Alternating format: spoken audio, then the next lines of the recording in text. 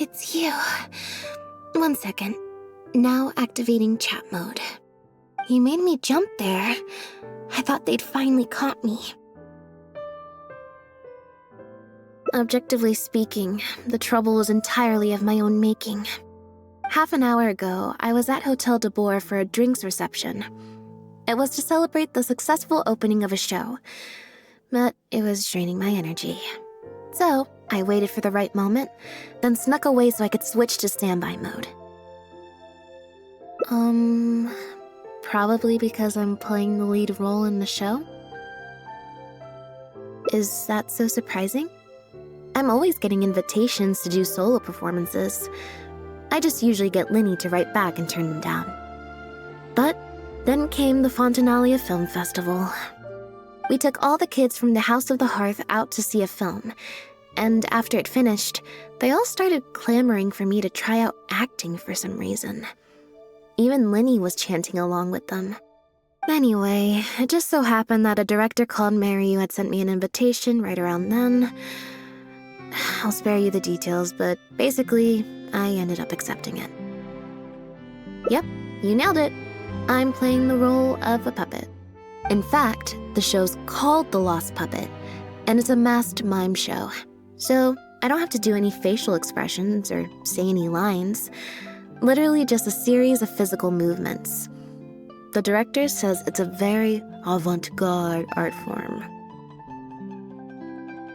Art is not comprehended by the mind, but felt in the heart. At least, that's what the director says. Anyway, if nothing else, the opening performance seemed to go down well.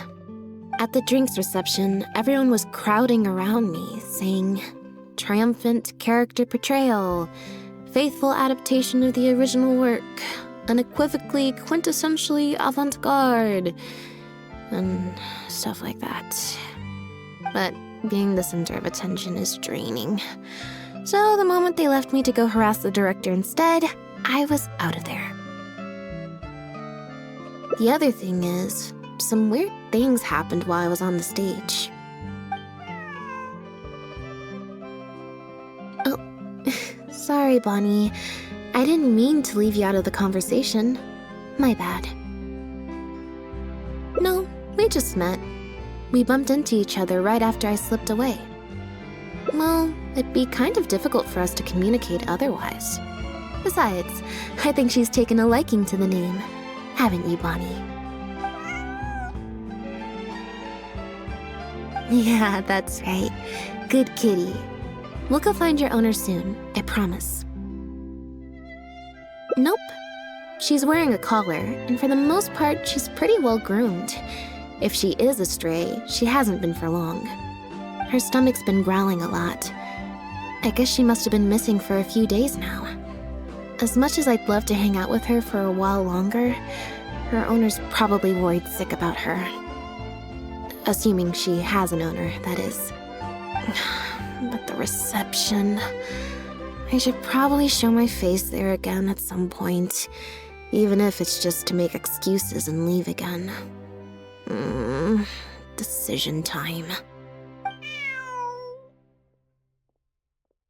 Well, I just find it exhausting, thinking through all the different ramifications of different choices and so on. That's more Linny's area than mine. So, unless it's something really important, I usually just leave the decision-making to him. It's fine. He got Fermine to make me a little something for just this situation. Poof! A phaetometer. It looks pretty over the top, I know, but it's essentially just a box of cards. He kept the design simple, so it'd be harder to break. The way it works is, I pick a card at random, then look at the number on the card. Well, for example, if the number on the card is 5 or higher, I help Bonnie find her owner. If it's less than 5, I go back to the reception. I just have to believe in the bond between me and my cards, and my fate will reveal itself to me in numerical form. At least, that's what Linny said. Anyway, I guess I'll give you a demonstration.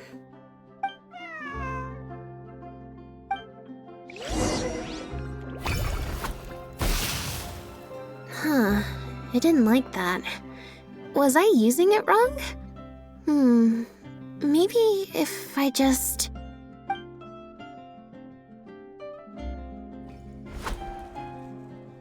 Clearly, there's some design flaws to iron out. I'll have to let 𝑪𝒂𝒐𝒏𝒆𝒄𝒌�. Let's see, which card did I get? 4. Well, the cards fell on the ground though, so I don't think it counts as fate. If you want to get the right answer, you have to let fate decide. Also something Linny said. So, to put it another way, if picking a card up off the ground is how to not leave it to fate, then that means it must be the wrong answer. Or... why don't you pick a card? Since I ran into you here, that means... our fates are, like, interfering with each other. Thank you. This one is final, I promise. Here, take the fatometer. If it's 5 or above, that means fate successfully changed. Anything lower than 5 is a fail. Also, if you have your own thoughts about what I should do, feel free to share it. Now that I've got a good problem solver here to help, I don't need to run every little thing by fate.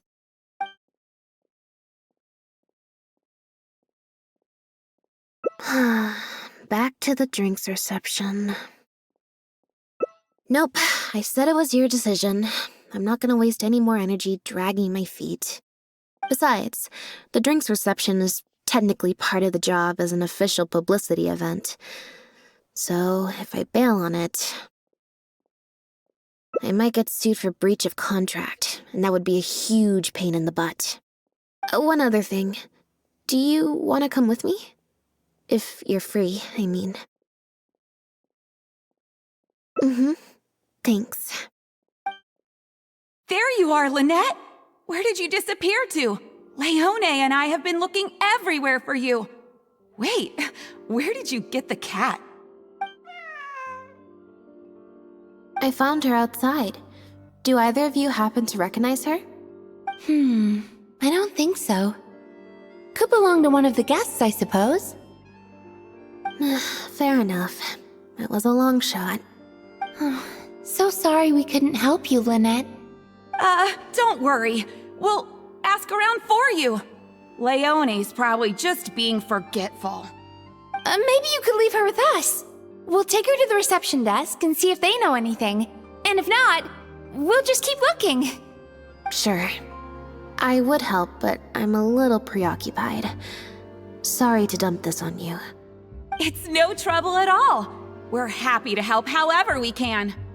Also, if it's no trouble, I mean, could we maybe get an autograph? And maybe a photo, too?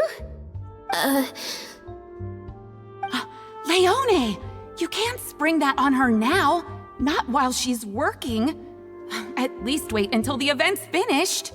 One last thing, Lynette. Director Mary is looking for you. We'll take the cat to the front desk now. See you later. I'm not usually required at these kinds of events, so I don't even have an event mode. Alright, guess I'd better go see the director.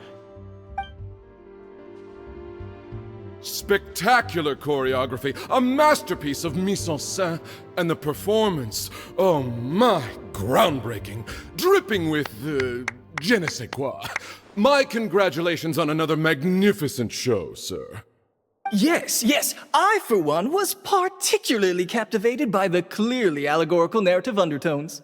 The Lost Puppet shines a spotlight on the impact of technological advances in our modern society, particularly as they relate to changing modes of emotional expression and the challenge of mutual intelligibility.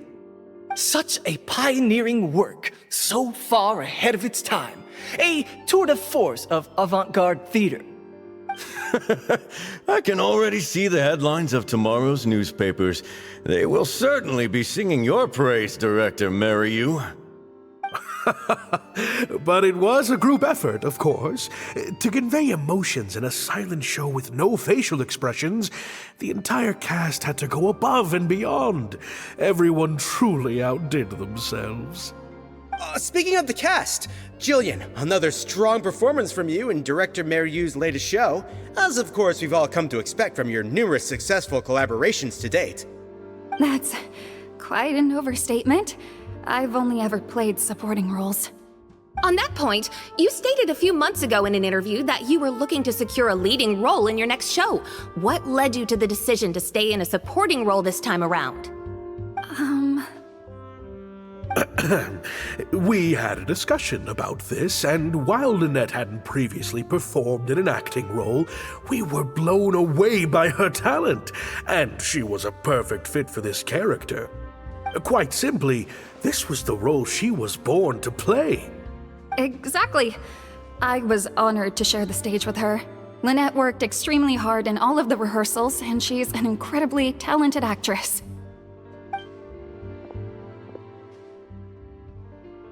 Oh, Lynette's back! Hey, Lynette, where have you been? Were you in standby mode? Some reports say you switched to that state to recharge after a show. Ah, method acting, of course. Such a compelling portrayal of a mechanical puppet could only be achieved by an actor who lives and breathes their role even while offstage. Those seemingly stilted movements were in fact an inspired portrayal of the character. The ostensibly bad acting, in reality, was the product of supreme acting skill. I went outside and there was this cat there, so I played with the cat for a bit. A cat? We've long heard that you are a kind soul, as well as an incredible actress. No wonder your debut performance has garnered such popularity. This show looks on track to break box office records for avant-garde theater. Lynette, any words for the fans? Not really, no. I believe Lynette is trying to say that the act of performance itself is the actor's true means of connecting with their fans. Oh, I see. Lynette, any comments? Right, exactly. But don't you want the fans to know how you're feeling right now, after the hugely successful opening of your first ever show? That's true. I'm sure the fans would love to learn a bit more about you, too. How interesting.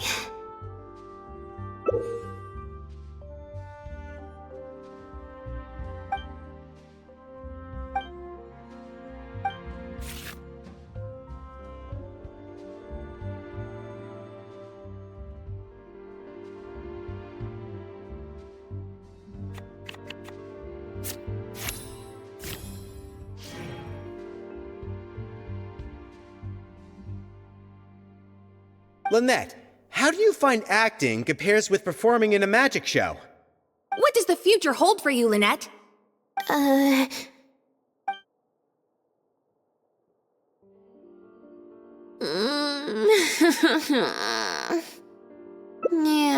it's just...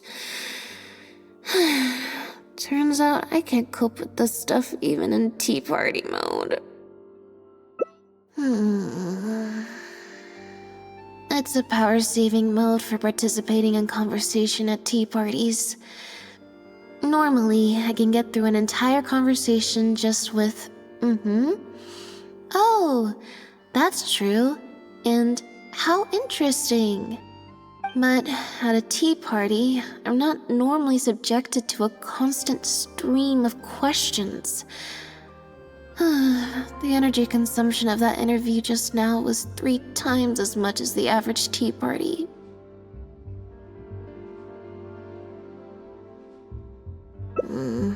I think I'd rather pray that I never have to do it again.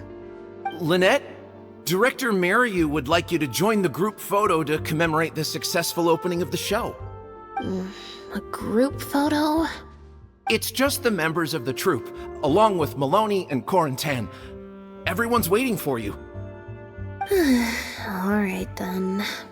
See you in a minute. 3, 2, 1, Smile. My thanks to each and every one of you here for your help in making The Lost Puppet a success. The group photo is already being printed as I speak. You can collect your copy from the first floor after the drinks reception concludes. May it serve as a reminder of this fabulous performance every time you see it. Maryu!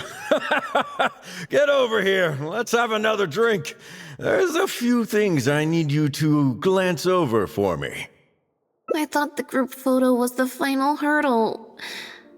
Well, at least there's no more people hounding me with questions. I just need to find somewhere to switch to standby mode, and the time will fly by. I hope. Hotel de Bour's Île Flottante is as wonderfully sweet as ever. Traveler? Lynette? Oh, wait, hold on. What do you mean, managed to get an invite? I'm an expert in the dramatic arts. Of course I was invited. Naturally, people wanted to hear my comments on the emerging art form that is the masked mime show. Remarkable, and a very worthwhile artistic endeavor, exploring a character with no lines or facial expressions who can only communicate how they feel through their movement. Your performance was beyond anything I could have imagined, Lynette. Clearly, this was a very suitable role for you indeed.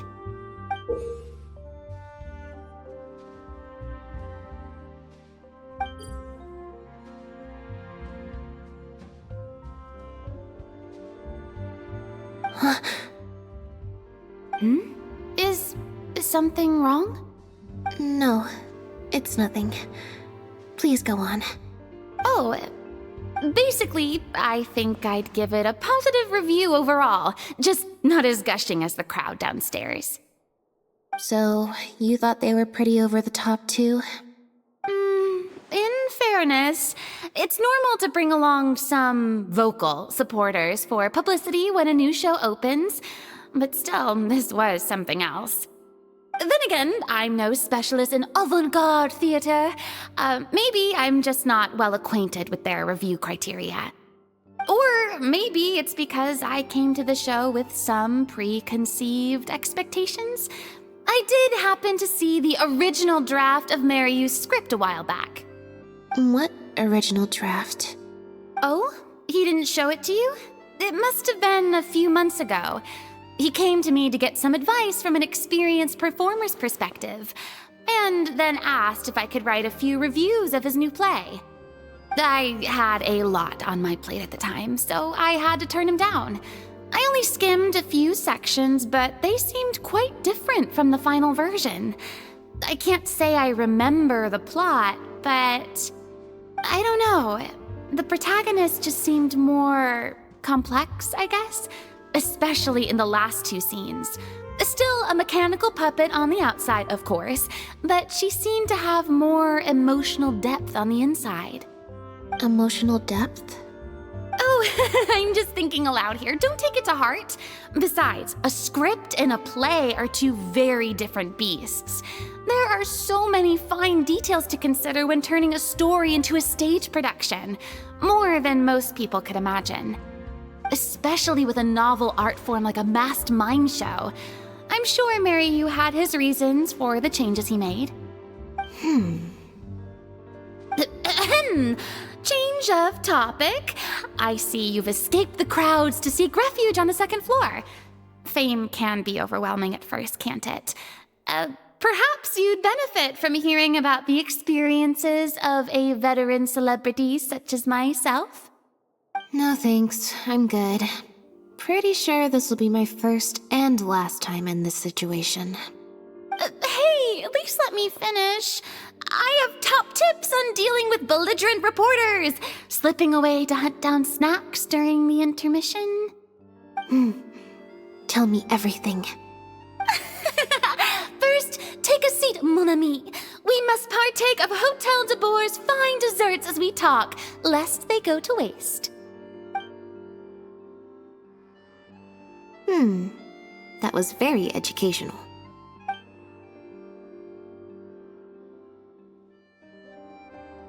I expect most of the people downstairs have left by now. Time to grab my copy of the group photo and get home. The photo must be in this envelope right here. It's finally over. Thank you for sticking around for so long. If it wasn't for you, I don't know how I would have standby moded my way through the last few hours.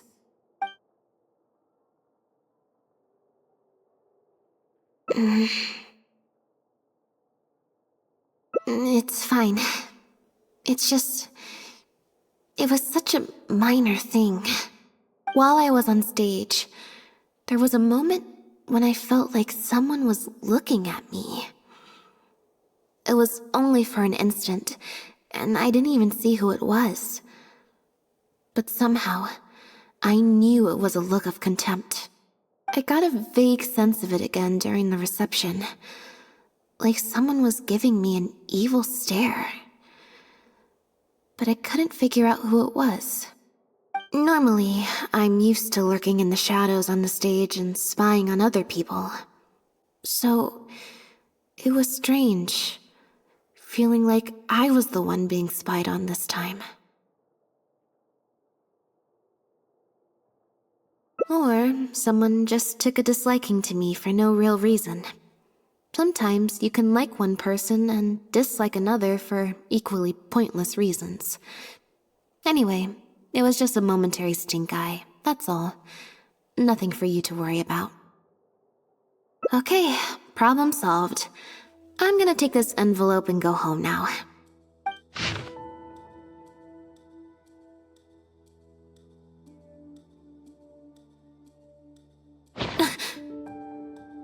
You have destroyed this work of art.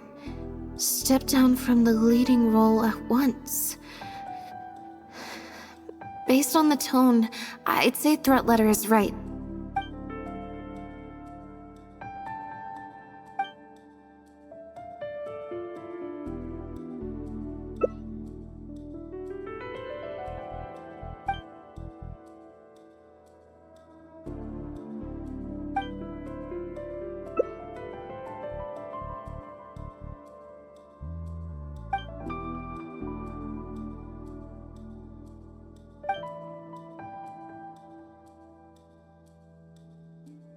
I don't think we're gonna find any more clues here. Yes, let's. Whatever destroyed means, it could have something to do with the original script that Farina mentioned.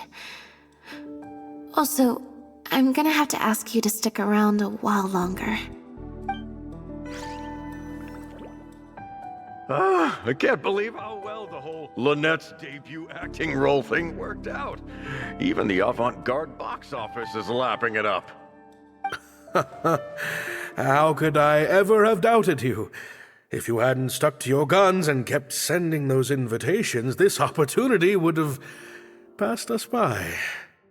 See? I told you. All the times she'd refused in the past were all the more reason to keep inviting her, because it turns into a big talking point. Can you imagine if you'd gone with Jillian? You'd have been lucky to get half the ticket sales you've ended up with. True. Well, Jillian still needs to get a few more productions under her belt.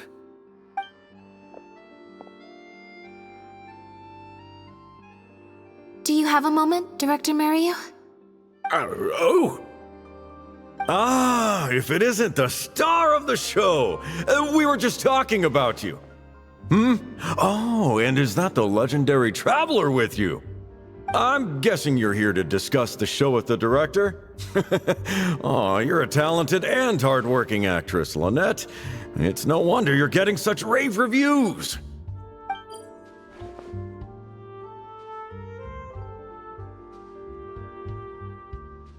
I'll leave you artists to discuss your work in peace. Maryu, make sure you give your star performer and her friend your full attention. I certainly will. Lynette carries the fortunes of our entire troupe on her shoulders. Mr. Maloney. An investor or something, I think. I've never asked him. So, what can I do for the two of you? I'm afraid I'll have to dash soon as I'm meeting some friends from the newspaper. Otherwise, I'd love to stay longer. We heard that the original script for The Lost Puppet was quite different from the final show. I'm kind of curious to know what the protagonist was like in that version. Oh, well, this is a surprise.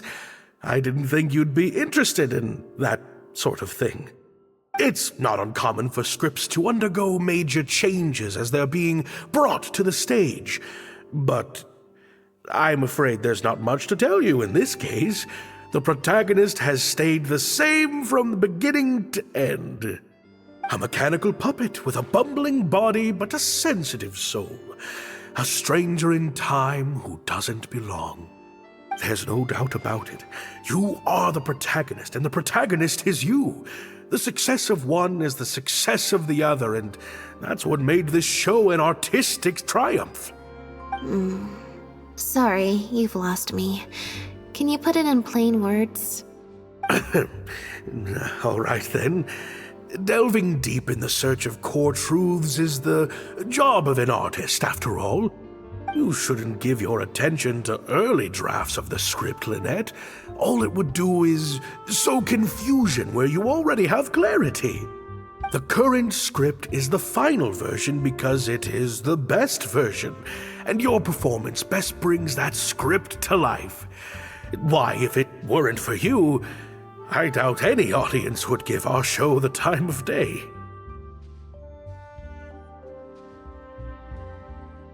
What letter? Oh my goodness!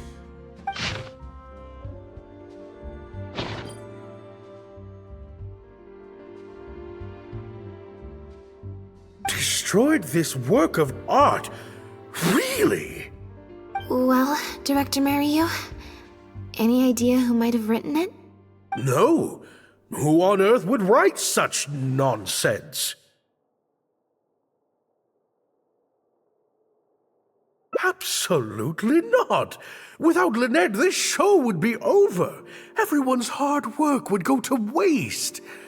No, there's no way that this is someone from the troupe.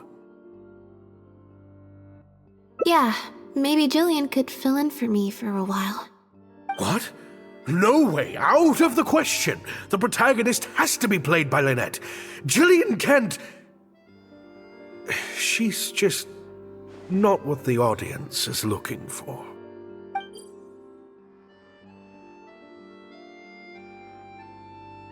Ah, I've got it.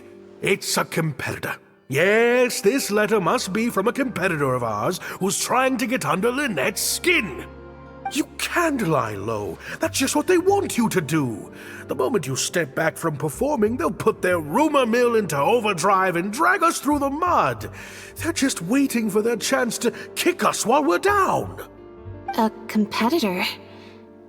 Really? Definitely.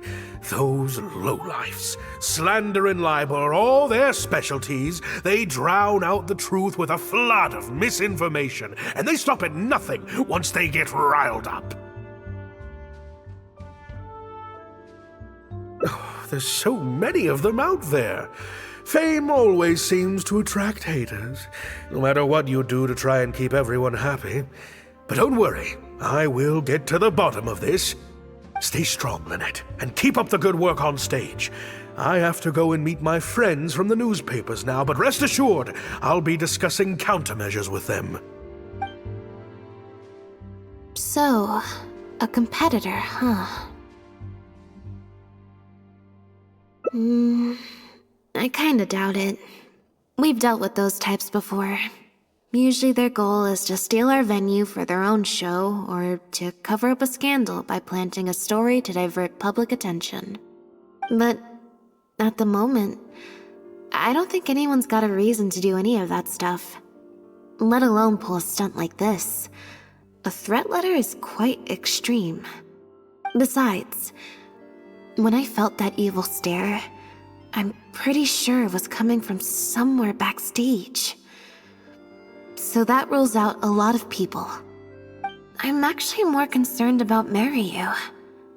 When I mentioned Jillian, his reaction was pretty unusual. Especially since Maloney mentioned that the initial plan was to cast Jillian as the lead. Sounds like there was an original protagonist as well as an original script. I should probably go talk to her. Yep, she told me she lives in the 𝑪𝒂𝒂𝒔. Lynette? What are you doing? You're not welcome here. I've been to the 𝑪�𝒂𝒔 plenty of times before. This is the first I'm hearing about me not being welcome. Things are different around here. You might be used to a crowd of bootlicking morons fawning over you wherever you go, but not down here. We know what you are. Bootlicking morons? I don't know. I've never met this kid before. Gina, stop that! Go home now! Jillian! No buts. How many times do I have to tell you? That had nothing to do with Lynette. If you don't leave right now, I swear I'll never invite you to one of my shows ever again! Jillian! Just because Lady Farina speaks highly of you, it doesn't mean you're all that! I'm so sorry. Gina's always been a strong-willed child. That's why I never let her visit me at work. It's okay. I have younger siblings too, so I get it. She's in her rebellious phase, huh? If you let angsty kids get you riled up, they'll drain all your energy. So don't worry, I won't let it get to me.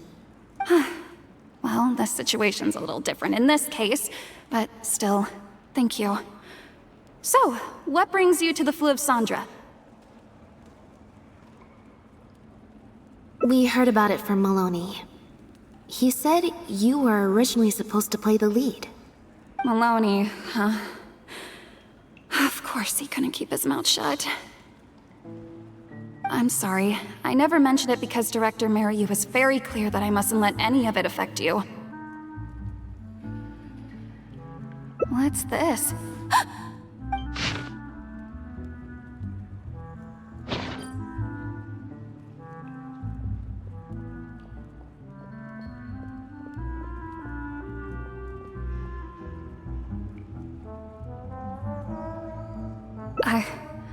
I don't know, who would do something like this? Don't be scared, Jillian. Just tell us what you know. Okay, I'll try. It's true. I was originally cast as the lead in The Lost Puppet. I've worked with Director 𝑪����𝒂𝒔 many times before, but only in minor roles. The audiences and critics never had much to say about me. Nothing terrible, but nothing amazing either. A few months ago, 𝑪����𝒂𝒔 started working on a new show, so I plucked up the courage to ask him if I could take the leading role. He was hesitant, but he agreed to let me try for the part. We did a few rehearsals, everything seemed to be going okay, but then... There's been a change of plan, Jillian. The leading role will now be played by Lynette. Lynette? But she always turns these things down, doesn't she? And that's why we cannot afford to waste this opportunity. Jillian, I understand how you must be feeling. But Maloney and myself have to do what's best for the production as a whole. Next time, the lead will be yours. I was incredibly disappointed at first, but I also know full well that I don't have Lynette's star power.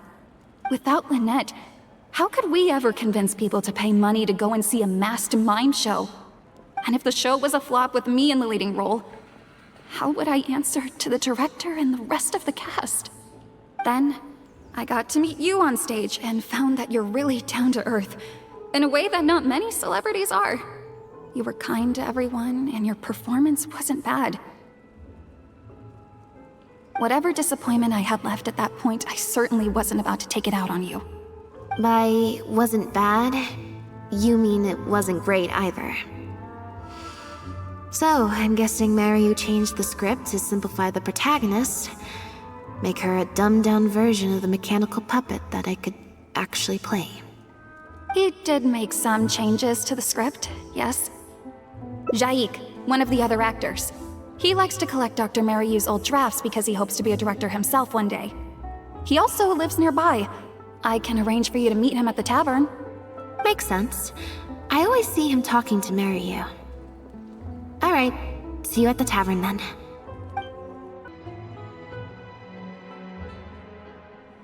Sorry to keep you waiting.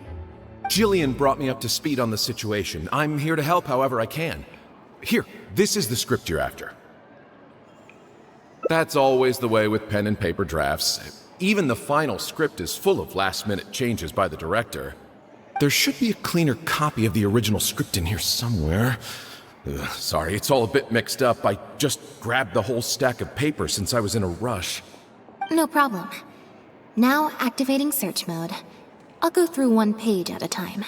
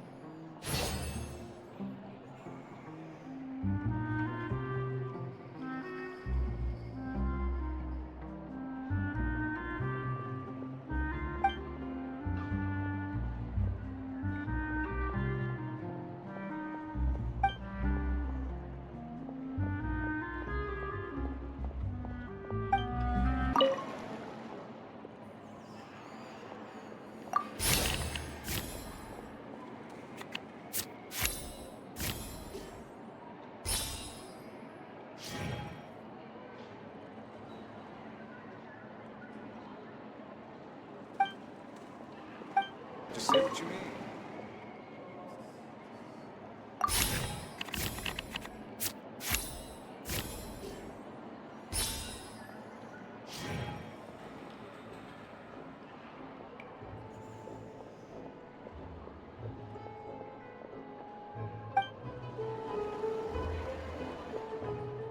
The protagonist returns to the ruins where she began and performs a dance in honor of her deceased companions. She dances until her joints have rusted stiff and mechanical parts are falling from her body. Yep, that's not something a novice could hope to pull off after just a few months of rehearsals.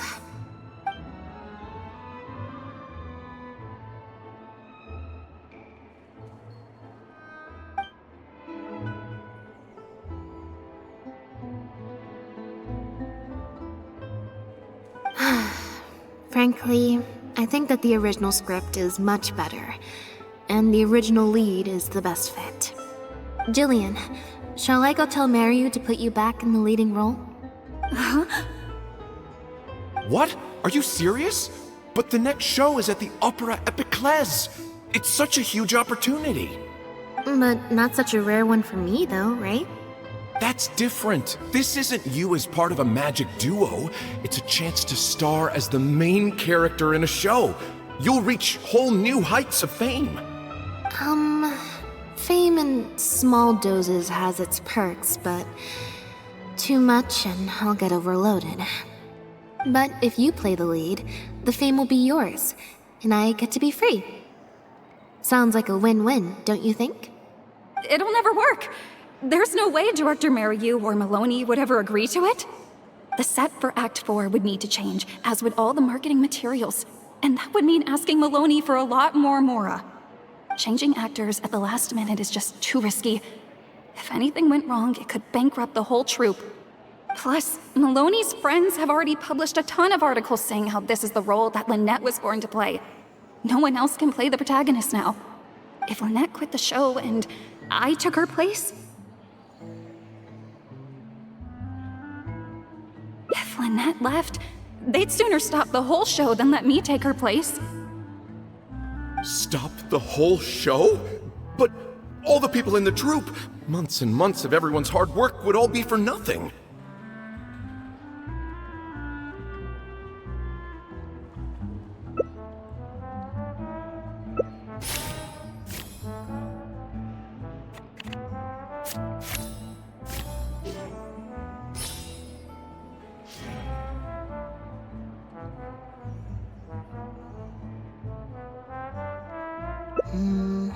Consent, huh?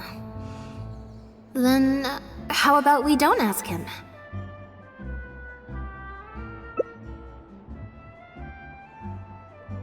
And that way, he'll be forced to make a choice. You know, it's a little crazy, but it might actually work.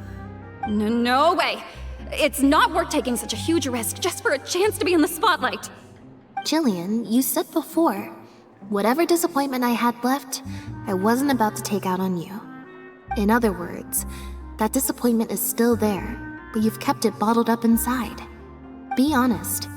You still hope to play the leading role, don't you? But the thought of putting so many people out just for my sake? You think they'd be put out? That's not how I see it. Jillian, you were more dedicated than anyone during the rehearsals for the original script. We all saw how hard you worked for this role. And I think you know that unless we decide to make a stand here, the path we're on is only going to take us further and further from our dreams, all of us. So take it from me, you would not be putting us out. Not one bit. You guys... Okay. Let's do it. I will play my part. Yes! I knew you'd come around. All right, I'll let the rest of the troupe know and we'll start preparing immediately. Wonderful. This solves everything. Wait, but what about the threat letter? Do you have any idea who sent it? As long as we stick to the plan, I'll give up the lead role, so it won't matter anymore, right? But surely you want to know who it's from. If they're out there and no one's keeping an eye on them, what if they come looking for you? I doubt they will. It's supposed to be a threat, but they didn't even say what would happen if I don't meet their demands. Plus, the handwriting is kinda childish. Doesn't look like a professional intimidator to me. Who knows? Maybe it was just a fan of yours having a moment. A fan? Of me? Maybe there's someone out there who really appreciates your talent, even in the supporting roles.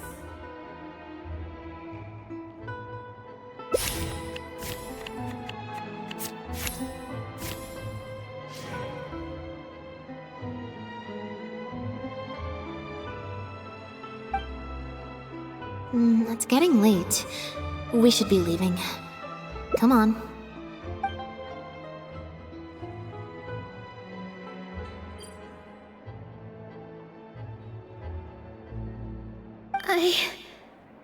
I'm such an idiot. Sorry for manhandling you. You looked like you were seconds away from figuring out who sent the letter, so I had to act fast. It was Gina, Jillian's sister. Just because Lady Farina speaks highly of you, it doesn't mean you're all that. I'm so sorry. Gina's always been a strong-willed child. That's why I never let her visit me at work.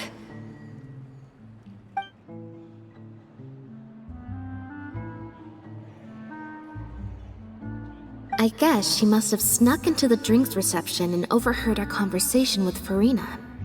She idolizes Jillian, both as an older sister and an actress. and she watched as the dream role Jillian had been waiting to play for so long got snatched away from her by some amateur who's never acted before. To make matters worse, all the critics were hailing this amateur as a perfect fit for the role, and even Fontaine's former biggest star was praising her abilities. Yeah, that pretty much sums it up. Like I said, getting angry at angsty teenagers is draining.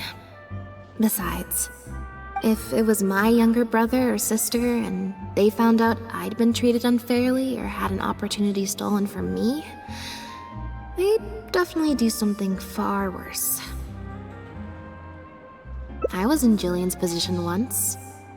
Back when Linny and I were starting out, before we got famous, we just had to take things a day at a time. Doing our shows, slowly trying to build up our reputation. So I can understand Gina's frustration. Still, she could definitely use some pro tips on how to write a threat letter. No, the way she looks at me is indignant, frustrated, but not malicious. Plus, she didn't even try to hide how she felt. Whoever was giving me that evil stare was backstage. Blending into the crowd at a drinks reception is one thing, but trying to blend in backstage, where everyone's on high alert waiting to be called on stage, would be a lot more difficult. We'll find out who it is before too long. In 2 days' time, at the next show, I think it will become very clear. On that note, guess I'll see you at the Opera House. Bye for now. Oh, you're here! Lynette and Jillian are busy getting ready, so please come with me.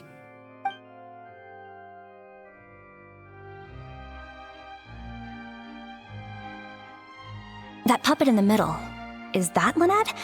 She's so pretty. It's starting. Keep your voice down.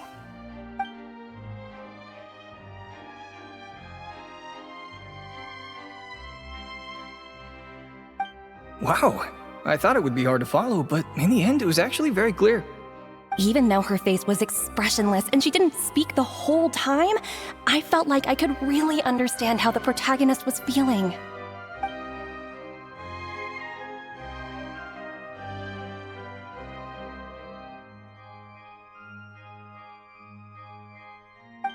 Director Merriu really is a master of his craft. And so is the actress in the lead role. I have a friend who saw the show on the opening day. They thought the critics overstated how good it was, but I gotta say, the protagonist is incredible. I can't believe it's only been a few days since the last show. Lynette's improved so much. Just wow! I'm speechless. Words simply cannot do justice to the sheer excellence we witnessed from Lynette on stage today. Your penchant for the hyperbolic strikes again, Amory. Clearly you weren't at a loss for words when you were writing your article. I saw you hand it to the journalist. Trying to get your critique into the papers the moment the show is over, are you? Well, you know how it is. The early critics get all the readers. Wouldn't you agree, Merriu?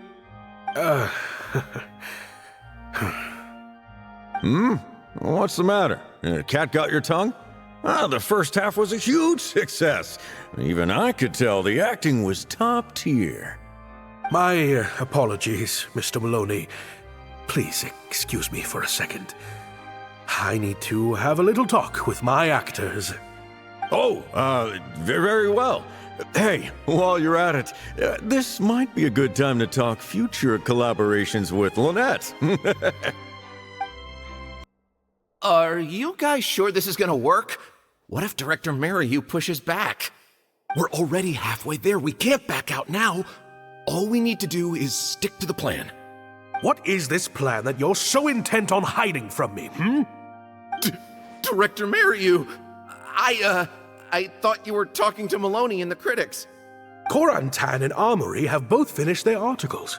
I went to greet them as a mere formality, but you seem to have availed yourselves of my absence during the first half to defy me. What have you done? Was that really Lynette playing the lead role? Ta-da!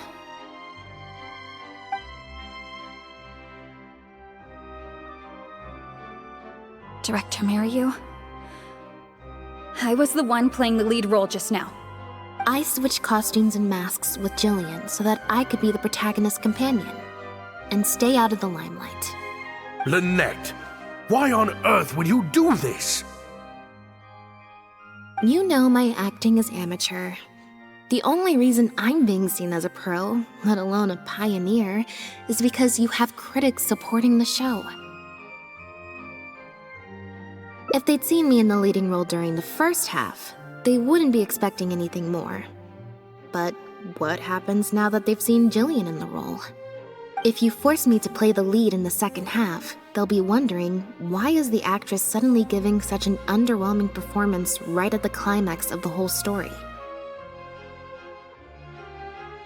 These are just some of the questions that will be on everyone's minds during the second half.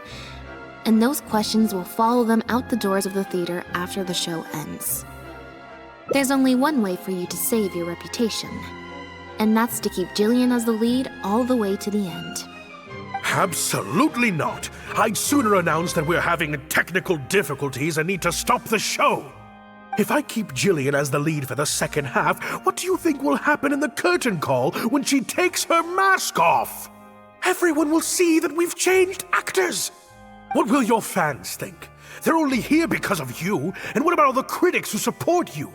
If we get on the wrong side of them, it'll be the death of the whole show. There'd be tickets to refund, fines to pay for breach of contract. The whole troupe's hard work would go down the drain. Don't you see how much this would cost us? You can't just take a job on a whim, then abandon your responsibility the moment you don't feel like doing it anymore. You're playing games with other people's hopes and dreams. Director Mary, please. You're not being fair to Lynette. Actually, Jillian, he's half right. I did kind of take this on a whim. But my responsibility here is making sure you get back the role that belongs to you. And I guess part of that responsibility lies with me, considering I badgered you into accepting the job. Sorry I'm a little late to the show. Work's been keeping me pretty busy lately. Lenny? What do you want?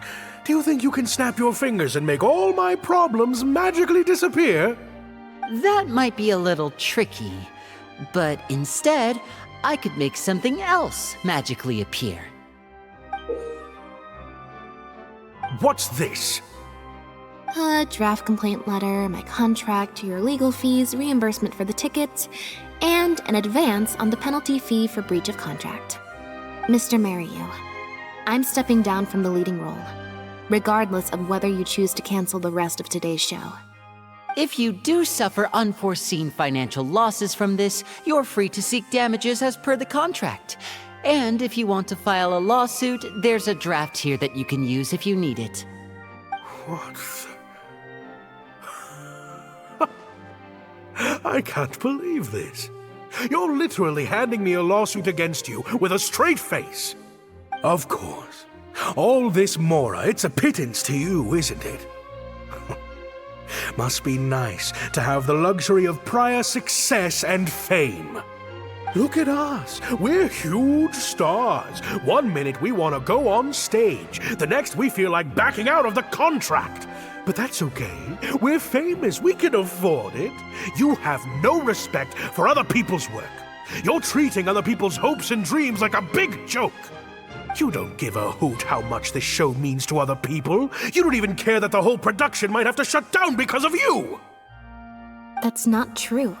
I do care. And I'm under no illusion as to how much this show means to you. Oh, brilliant deduction there. Of course it means a lot to me. This is my show. That's the only reason I asked you to be in it in the first place. Really? Then why do your eyes tell a different story?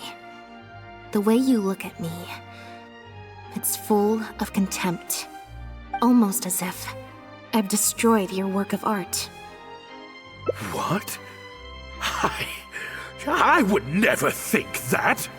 A couple days ago, I asked some associates to do some digging for me.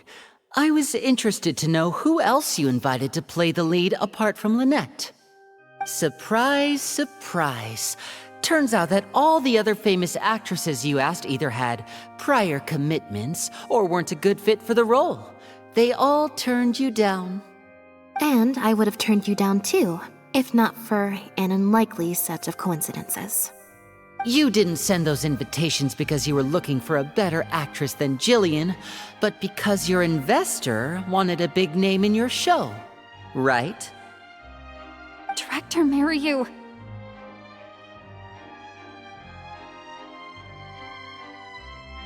To get Maloney on your side, you chose to make Jillian the understudy, and then look for an opportunity for her to take the lead.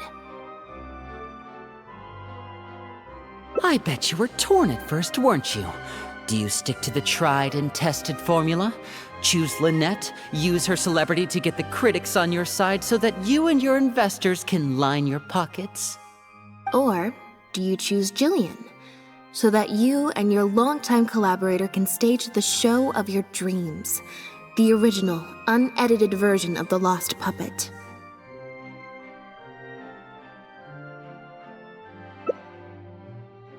Oh, I didn't betray myself. You mentioned prior success and fame earlier, but you're a well-known director yourself, with countless works to your name. Wouldn't that make you successful too? Or maybe, deep down, none of your current achievements really count as success to you. Right now, you have an opportunity to send Jillian onto that stage and perform the second half as you always imagined it, faithful to your original script. Your work would be displayed for all of Fontaine to see in its true, perfect form. Did you say perfect?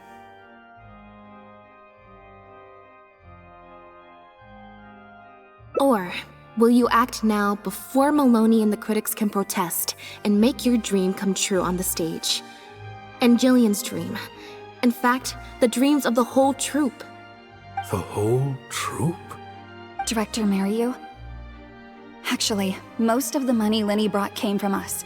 We all chipped in. We've worked with you for many years now. Your troupe has been here for you all the way from the empty theaters where we first performed to the Opera House today. We watched as you slowly started down a path you used to despise. The path of powerful connections, drinks receptions, backdoor deals with critics, and collaborations based on fame instead of talent. But this is just a temporary measure. I did it for the good of the troupe. And besides, this is how the whole industry works. Everyone else is doing it. Yes, we know. Back when you started, you had to bite the bullet and do these things to keep the troupe afloat. But then what happened? You began to embrace these methods more and more, becoming so reliant on them that every show you put out is overhyped by the media, and every script you write is edited to suit some celebrity's needs. Surely you must have noticed what's happening. While we've been performing at bigger and bigger theaters with each show, the applause is getting quieter and quieter each night, and the criticism from people who've seen the show is growing. Maloney's friends are sycophants. They don't care if the audience is disappointed because the show doesn't live up to their glowing reviews. They praise the things they like and skirt around the things they don't. Look, I know everyone's using the same promotional tactics, but does that really make it okay? Well, it's just a stopgap solution. As soon as I've made enough Mora, I'll stop. Things will be different next time. I promise. Next time, huh? Yeah. Next time, you won't use your connections. Next time, you won't pay off the critics. Next time, you'll let Jillian play the lead. Unfortunately, it doesn't work like that. If you make some money once, you'll want to do it again, then again. Slowly but surely, you turn your back on your dreams. I won't turn my back on my dreams any longer, Director Mary. Never again. Me neither.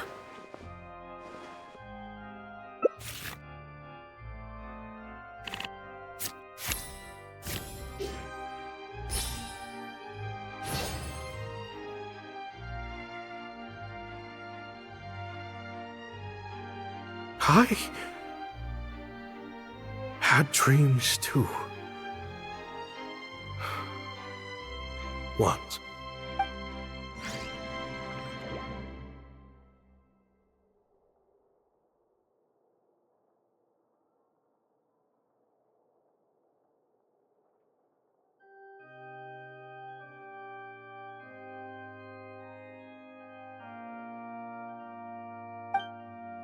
Huh. The plot here seems a little different from what the reviews said. The protagonist wanted to return to the stage, so the puppets replaced all her parts with the latest ones available, built her a grand opera house, and summoned a huge audience. And in the end, she forgot herself amidst the applause and cheers of her fellow puppets. Hey, no spoilers! Huh? Wait, hang on, that's not even what's happening. The set has changed back to the one from the first act. Oh, Cons. Please let this work out. No need to be so nervous, Director 𝒚RIU. We only told you Lynette would be quitting the show to get you to make a decision.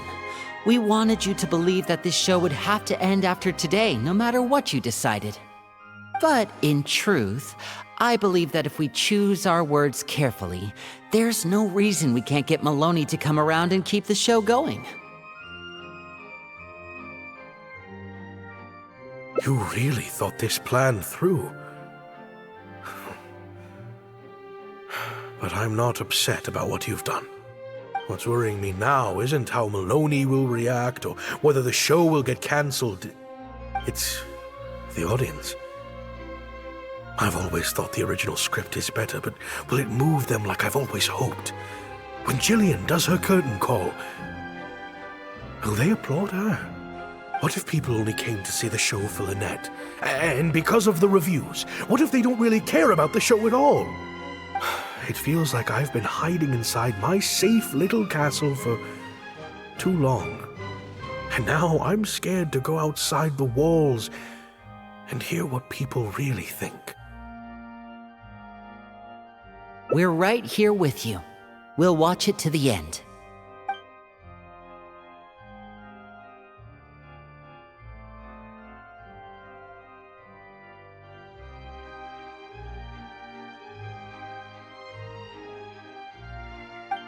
Wow. Okay, this ending is much better. I love how they brought back the set from Act 1 and gave it a whole new meaning. What a fantastic twist. Time for the curtain call. It's the moment of truth. The applause continue after I take off the mask. I could always leave my mask on. No one would ever know.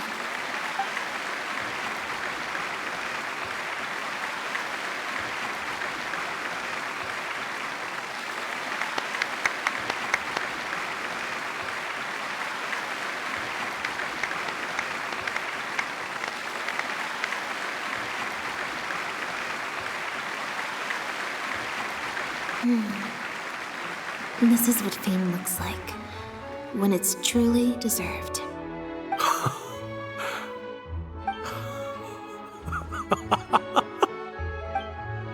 Jillian, you were amazing!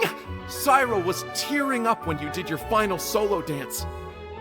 Well, so are you. Really? I was so nervous.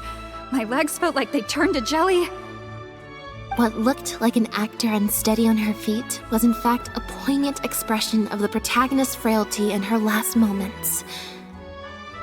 Or whatever.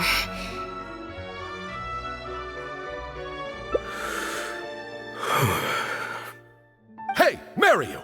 What the heck was that? Why wasn't Lynette playing the lead?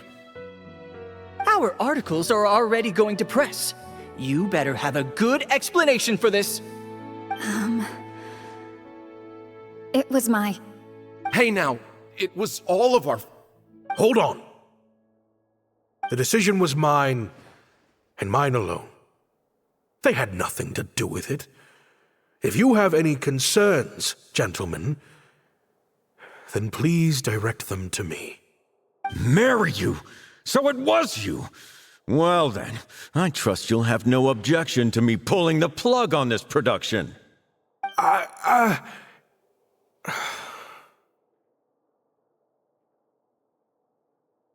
Director Mariu, Mr. Maloney, what on earth is going on?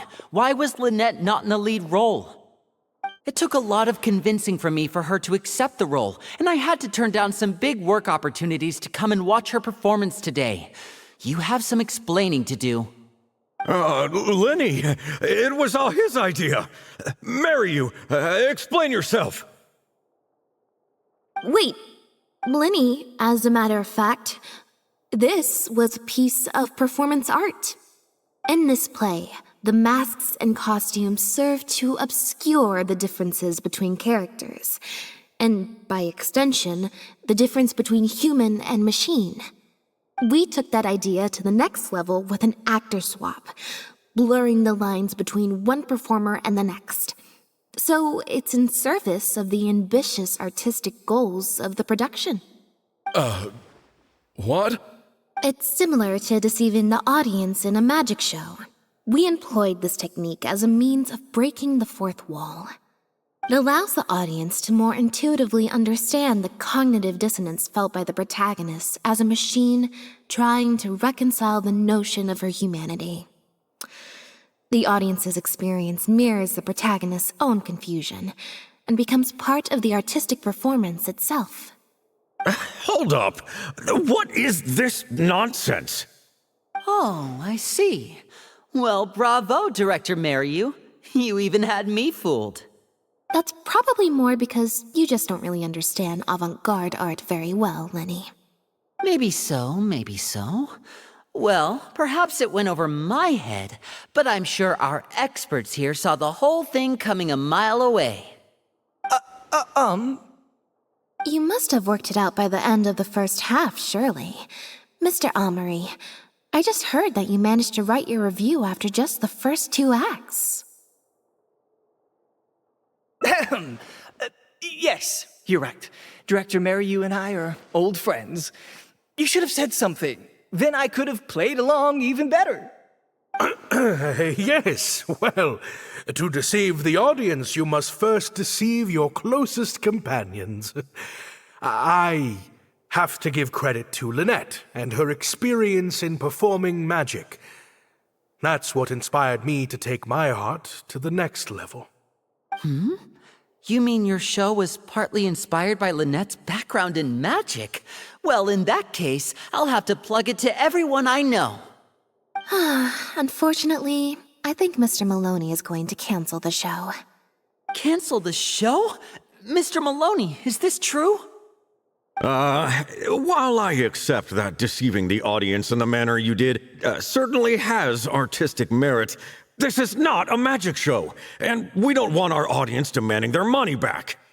A very valid criticism, and one that I humbly accept. If that happens, we're prepared to reimburse and apologize to any audience members who weren't satisfied with the experience. Plus, it looks like Jillian is better than me at delivering the excellence people want to see. I'm sure audiences will be very happy with the show if she's allowed to stay in the leading role. Maloney, I believe there should still be time to tweak my article.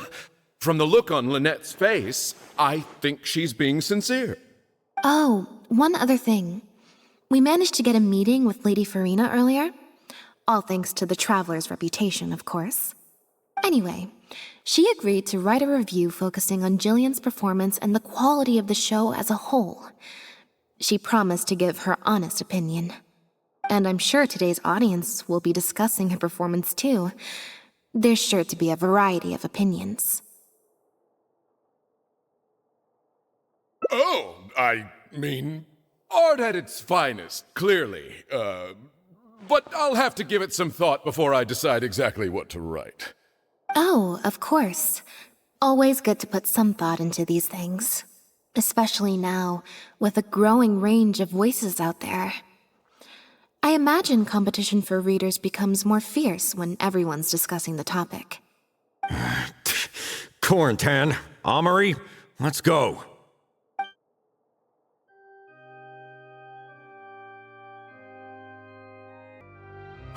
Thank you both so much.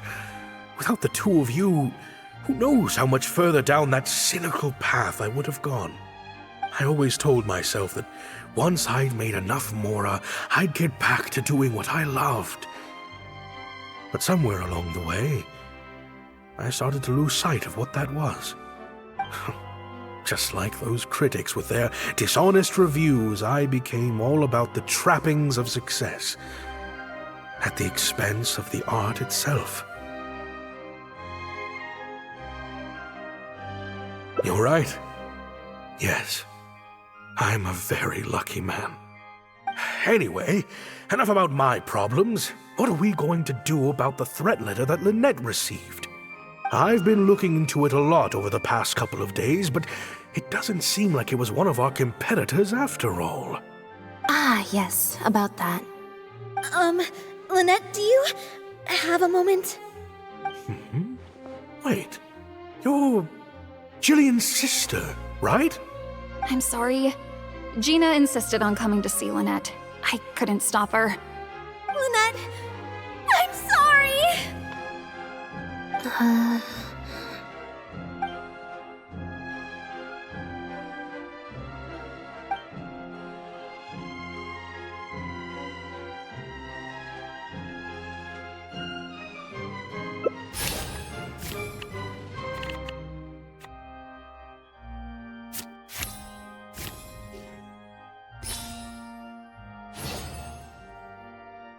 Yeah, me neither. Wait, but... Oh, do you mean when we ran into you at the 𝑪𒉆𝒄𝒌𝒔? And you said some mean things to me? As I recall, you were only trying to look out for your sister. It was just a few words spoken in anger. Don't worry. Whatever it was you said, I've already forgotten. Oh. I see. Well, it sounds like Gina knows what she did was wrong. Owning up to your mistakes and committing to do better in the future is what counts. I understand that feeling of wanting to stand up for your family when they're being mistreated. Really, I do. But next time, maybe consider a different tactic? Something you can pull off more effectively, and without arousing suspicion. Got it. Thank you, Lynette. Why do I feel like I'm missing something here? Hey, here you are. I was wondering where you'd all run off to. Great! Everyone's in one place. That makes this so much easier. What do you think? It's group photo time! We have to commemorate the debut of the Lost Puppet Director's Edition. Okay, everyone, we all have pretty awkward smiles on our faces in the photo from Hotel de Boer, so this time, no forced smiles allowed. Oh, am I really not allowed to force a smile? I'll try, I suppose. I think I can manage. Lynette, Traveler, come on!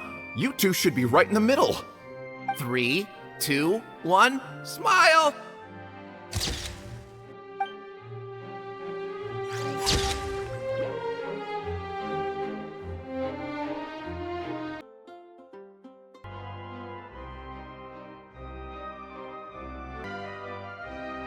That letter?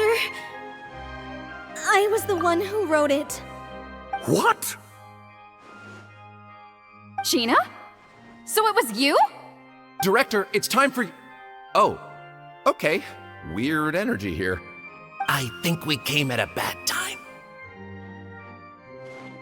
Lynette, Gina must have been worried sick about me. I'm sure even she wouldn't do something so stupid if she was in her right mind. I'm so sorry. I promise I'll make it up to you somehow. Jillian, no!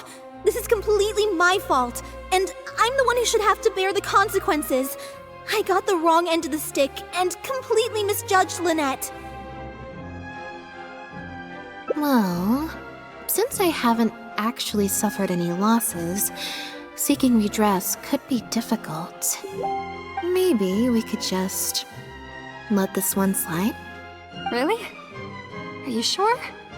After all, Gina wouldn't be the first person to ever misjudge me. right?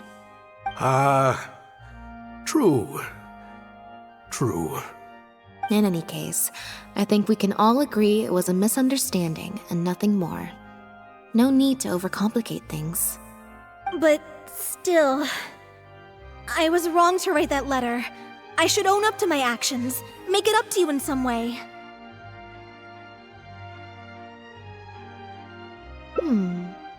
If that's what you really want, then how about helping out backstage? Huh? Backstage? The crew could always use an extra hand. Plus, it'll give your older sister a chance to keep an eye on you and stop you getting into any more trouble. Thank you, Lynette. Really, thank you so much.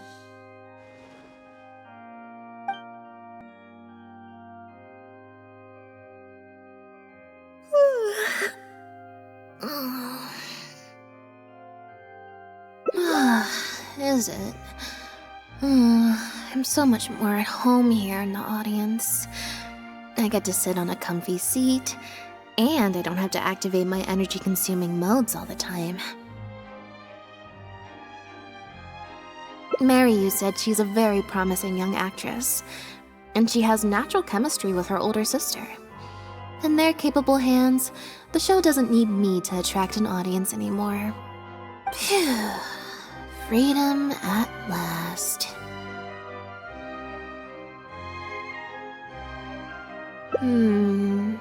Fame is more trouble than it's worth.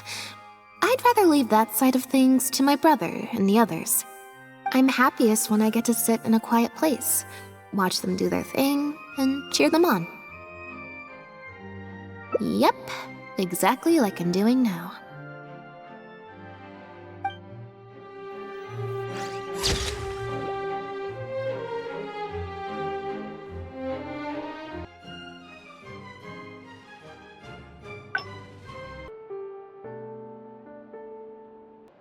So, we're looking for Bonnie's owner?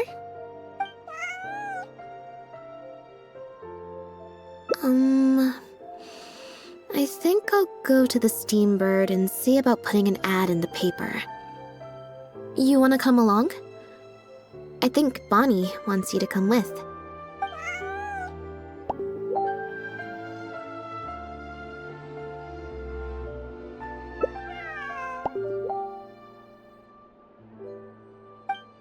Every stupendous day starts with a Steambird! Oh, hi Lynette. Hi Traveler. What can I help you with? I don't think so. Have you picked up a stray? Yep. If there's no commission to follow up on, could we post a notice about the missing cat instead? Why, of course. What a kind thing to do. Just fill out the form.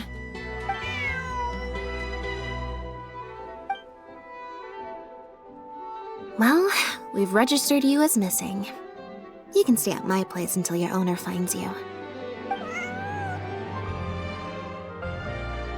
Also, I just wanted to say thanks for keeping us company for so long. Well, I should probably head back to the drinks reception. Hopefully most of the people have left by now. If you've got some time, you should stop by my place tomorrow to see Bonnie. There's a nice cup of tea in it for you. Alright, see you then. I believe this cat belongs to me. I already told you, this isn't your cat. Just take a breather, you two. Oh, you're here. As you can probably see, you'll have to take a rain check on that tea I promised you. At least for now. This is my friend's cat. He's preoccupied with some important business, so I came to retrieve her in his stead. No, it's far more likely this cat escaped from the Humane Society.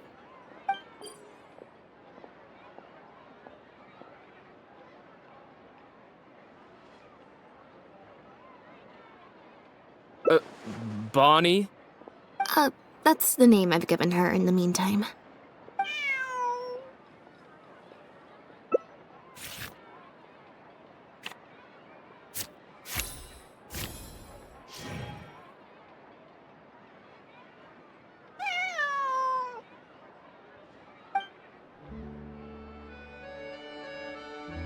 Well, this complicates things. I told you before. This is my friend's cat. It's normal for her not to trust me. Listen, I'm the director of the Humane Society, okay? We've got so many strays, dogs, cats, you name it. I'm not even the one feeding them most of the time. You can hardly expect the cat to recognize me. She just looked somewhat familiar, so I came to check, just in case. If she turns out to be one of ours, I'll take her back. Simple as that. Even if that's not the case, the Humane Society could still take her in, if no one else comes to claim her, that is. We're an organization that specializes in rescuing and sheltering stray animals. We've been in business for several decades now. I'm Bernard, the current director. The Humane Society. Huh. The name sounds familiar. I remember hearing good things. Near the one in the Quartier Lyonnais? Yes, that's the one. Anyway, if it's not too much trouble, could I possibly take a closer look at the cat? If it turns out I really am mistaken, I suppose that means the cat belongs to this lady here. She would be the only remaining option after all. It belongs to my friend. Go on, Bunny.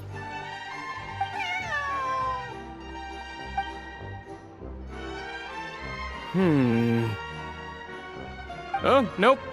Looks like I was mistaken. They do look similar, but there's an ever so slight difference in this one's fur color. Deepest apologies, friends. Well, I suppose this means I still have a missing cat to search for. Apologies again for the confusion.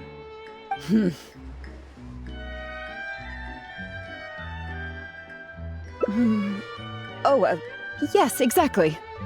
Wait a second. You lied earlier, didn't you? Lied? I'm afraid I don't know what you mean. A liar always has a tell.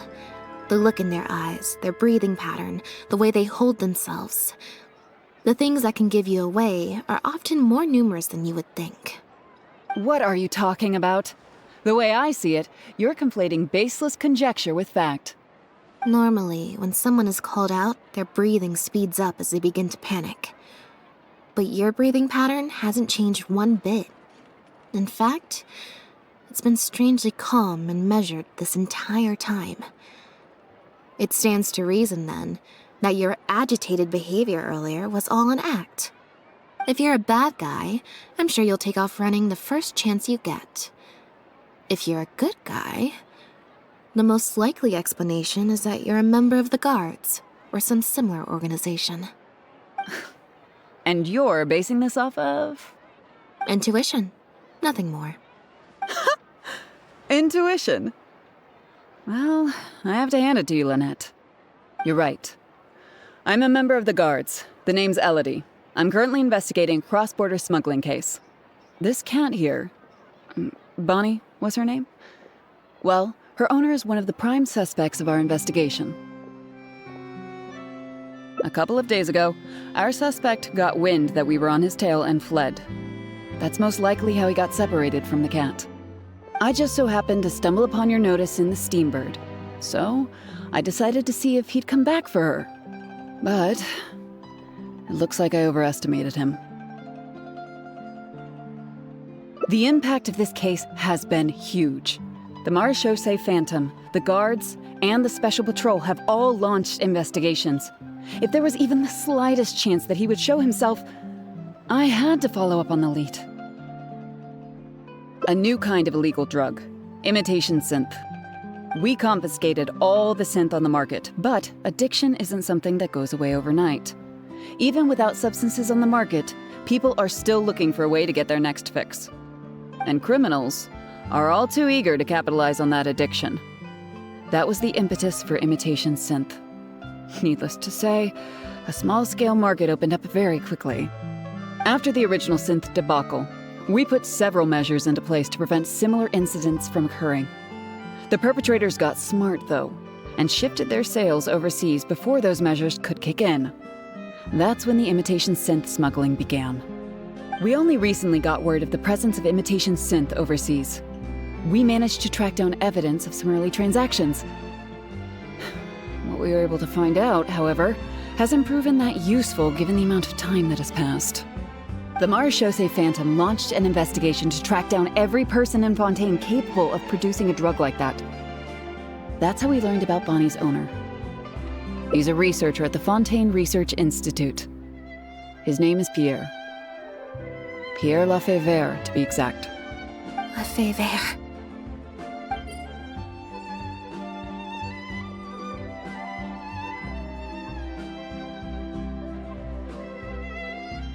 The 𝒚 Phantom found him in Poisson. In addition to the cat, he also had a pendant with him.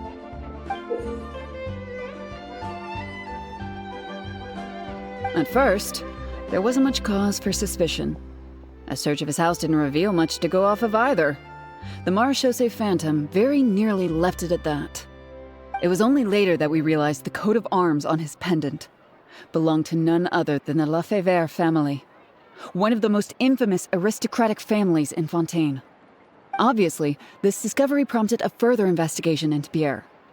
At that point, however, we discovered that he'd already fled. Now the guards and the Special Patrol are all searching for him. That's not possible, actually.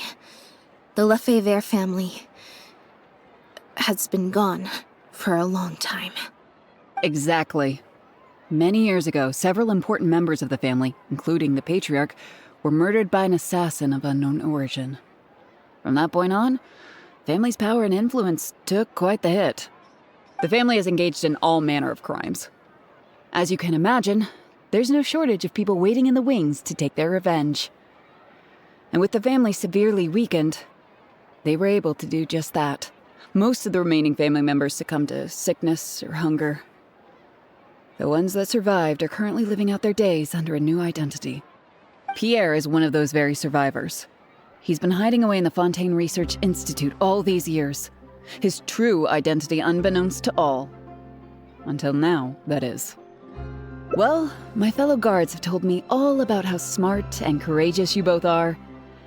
And I know you possess a strong sense of justice.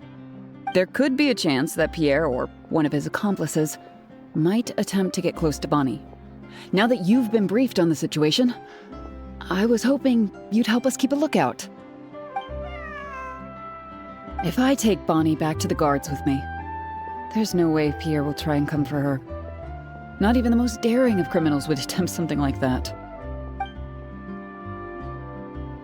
I have to admit, I'm not holding out too much hope that Pierre will come back for her. But if there's even the slightest chance, then it's worth a shot. Well, I've got some other leads to follow up on. If Pierre does appear, please contact me right away.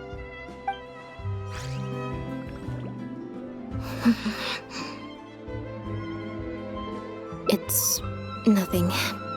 I'm fine. It's just the head of the 𝒚v𝒆𝒄𝒌𝒔 family. He was the eminent person who kidnapped me all those years ago. It was at a dinner party.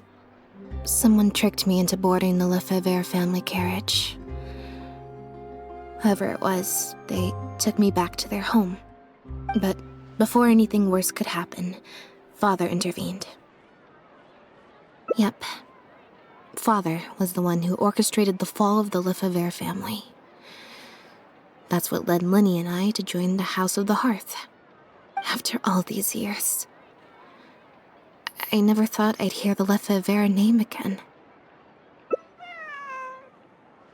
Don't worry about me. I wasn't feeling sorry for myself. I was just thinking about Linny. He's been acting strange recently. He avoids me for days on end, consumes himself with some secret investigation, and then out of the blue pushes me to do that acting job. Thinking about it now, it's almost like the one I drew from that deck of cards was part of his plan all along. He must have asked Freminet to help him out. In any case, I know he's hiding something from me. He's really pulled out all the stops this time. It's very possible. I'm sure he tried to send me away because he was afraid it would bring up some painful memories for me. It wasn't necessary, though. Even after all these years, he's still as overprotective as ever. You'll have to help me teach him a lesson if we run into him along the way. Yep. I want to head to the Fontaine Research Institute to learn more information about Pierre. Just let me activate search mode and then we'll head out. Who knows? Maybe we'll run into Linny along the way. A little bit of both, perhaps. For the most part, though, I just have the sense that something's not right. Something isn't adding up about Pierre's story. I'm just not sure what. Okay, I'll write a letter explaining everything to the crew.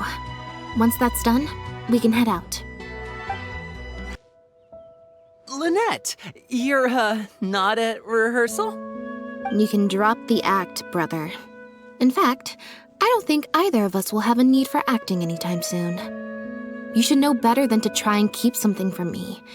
You've never been able to do that, even when we were kids. And that's why I tried to distract you with the masked mime show. But I guess you're just too good. Care to introduce us to your new assistant? This is Officer Kovras, captain of the Special Security and Surveillance Patrol. You may have met her already. Nice to see you. I should clarify something. Mr. Linny's here at my invitation, not the other way around. To borrow your expression, Miss Lynette, I suppose that would make him my assistant more than anything. We've brought on Mr. Linny as a consultant in the past. He was instrumental in helping us crack a case involving a perpetrator who used magic tricks to commit crimes. I was hoping he'd be able to provide some valuable insight this time around as well. So you've heard everything then? That's exactly why we're here. There's always been questions surrounding the fall of the 𝑪𝒂𝒂𝒂 family. Some people even believe the House of the Hearth was involved. Whoever was behind it all was extremely cautious. They didn't leave a shred of evidence. This very fact, however, leads me to believe it was indeed the work of that harbinger. I took a look at the entrance and exit records of all the carriages that night. Let's just say it wasn't hard to deduce that there's ill will between you two. Don't worry, I don't have any evidence to that effect, and I certainly don't plan on going to bat for such a despicable family. Plus, you were victims back then more than anything. I sought Mr. Linny's help with the smuggling case. Nothing more.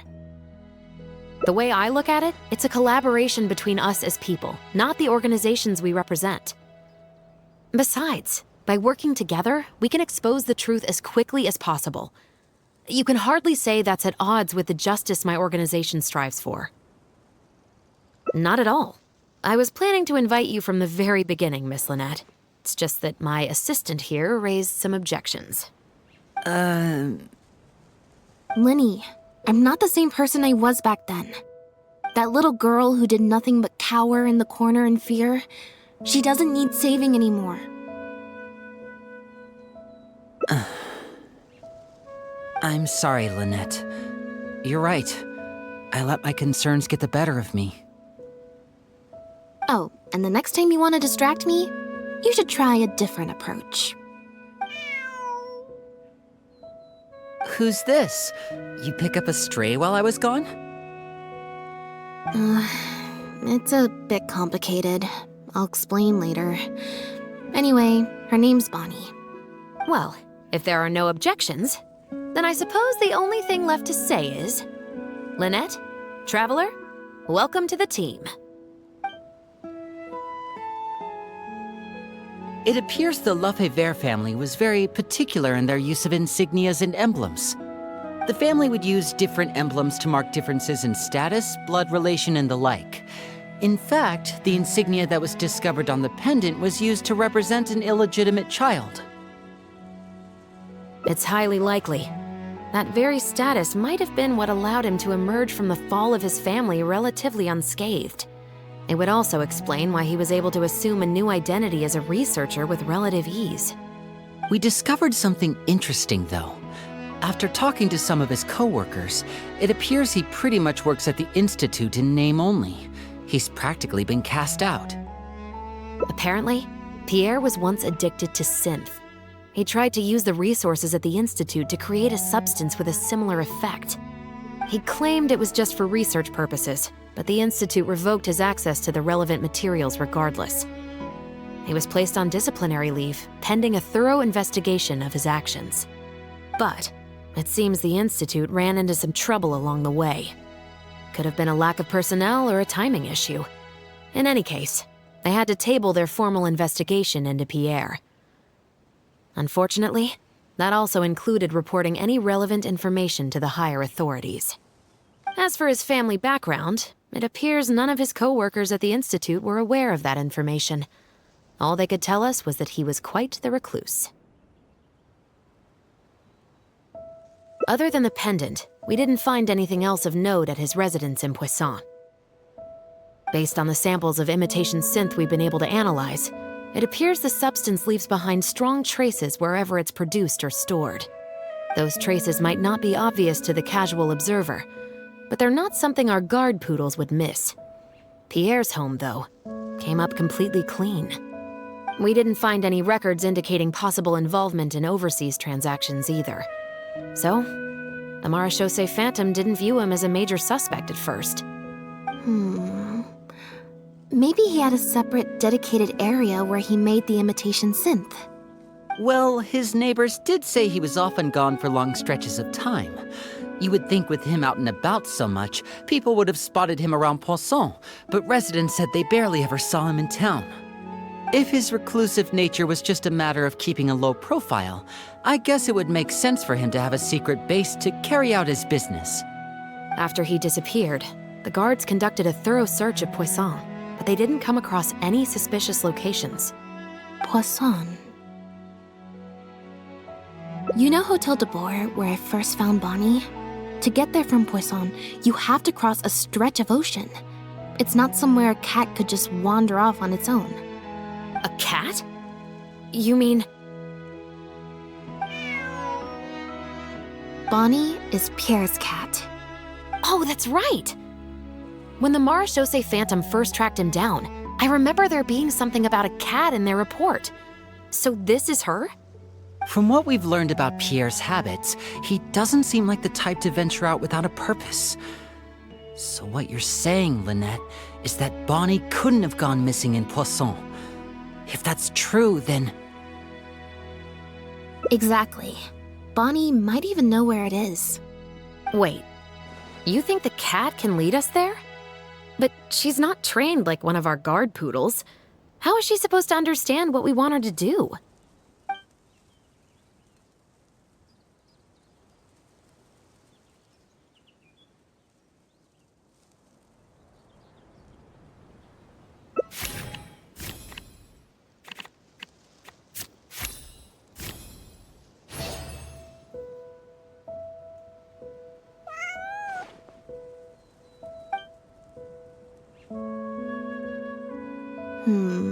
Near the coast, the beach, and beneath the cliffs. The place we're looking for is most likely north of the Court of Fontaine. Well, I've certainly never taken a witness statement like this before. Well, if it works out, maybe it's something worth getting used to. Cats and humans are actually pretty alike. When it comes to communication, most of what we want to convey can be accomplished through body language alone. But humans tend to rely too much on speech to ever take advantage of that fact. Of course, body language has its limitations. You're not going to be able to get across anything too complicated. The important thing is that we now have a lead. Let's try and find a place that matches the clues Bonnie gave us. Seems like Bonnie is trying to take us somewhere.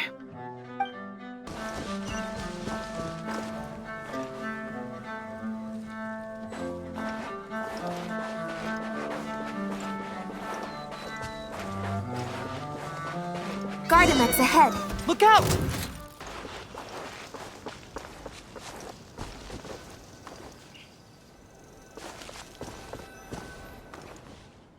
Wow, Lynette, you found this place so easily.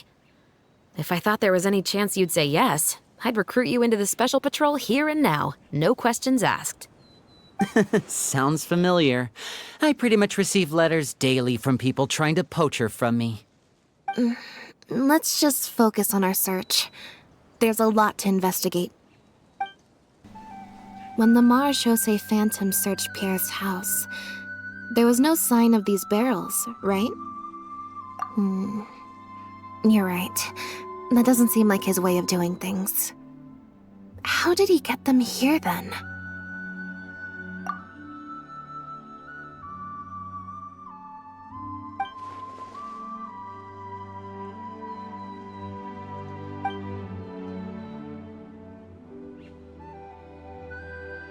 Only the lower halves of the barrels appear to have been submerged in water.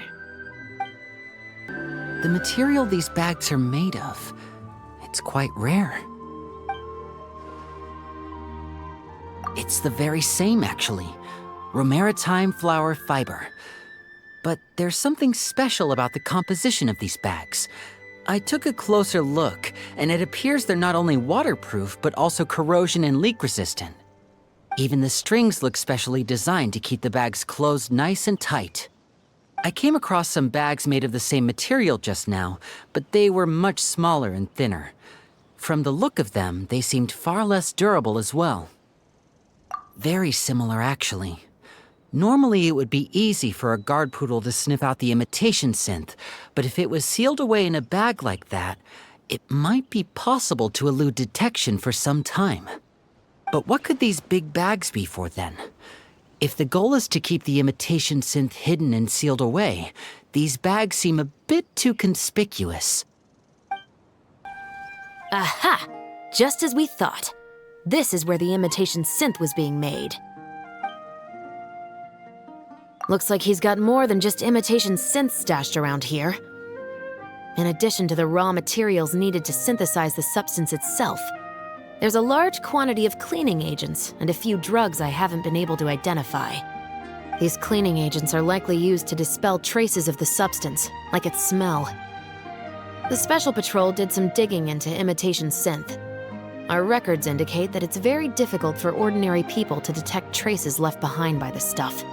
I'm sure that was the case for Pierre as well. It must have taken a considerable amount of time and skill to ensure all those traces get washed away. But what are these other drugs for?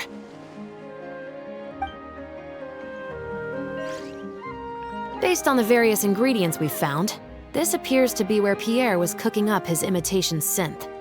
It looks like he used a special cleaning agent to get rid of any residual traces of the substance on his person before he left. That's how he was able to get past the guard poodles. So then he transferred the imitation synth into small sealed bags and took it somewhere else for the drop-off. No. I don't believe our suspect is the kind of person who'd go around carrying incriminating evidence with him. That would potentially create too many eyewitnesses. The cleaning agent and the sealed bags might get past the guard poodles, but if a member of the public or even a guard on patrol happened to see him during the drop-off, a quick search would reveal everything. That's still a very risky operation. The barrels we found were wet around the base, but the top half was dry. As if they'd been standing upright in the water. If you put a barrel in the water, it will normally float on its side. Unless it's heavily loaded, in which case it'll sink.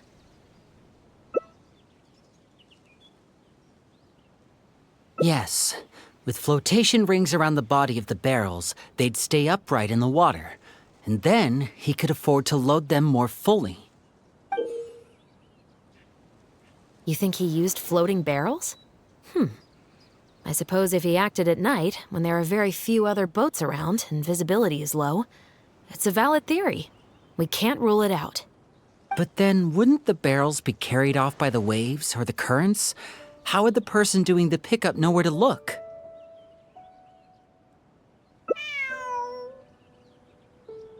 Traveler, can you come take a dip in the sea with me?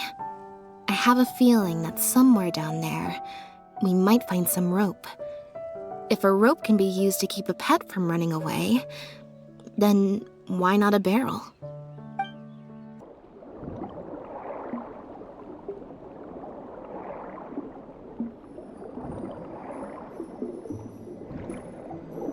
The wreckage of a small boat?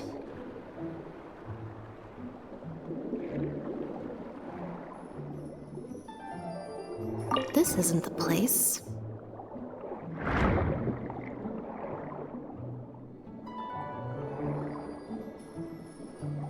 This isn't the place.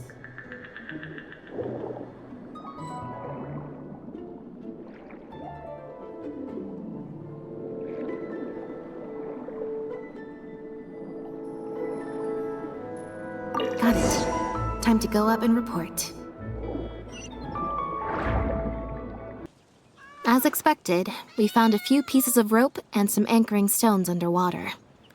If you attach them to a floating barrel, it would look like this. With this anchoring system, it would be possible to use floating barrels for the drop-off.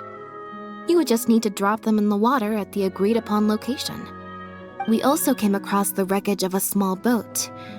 It must have been left out on the water and capsized due to the force of the wind and waves. Its small size, however, would have made it perfect for staying undetected. Let's talk this through. Based on the evidence we've collected, it seems like Pierre would row a small boat out to the agreed-upon transfer point, drop off the barrels, leave, and then row back and retrieve them after the transfer was complete. It could be that he was trying to avoid meeting up with his associate face-to-face.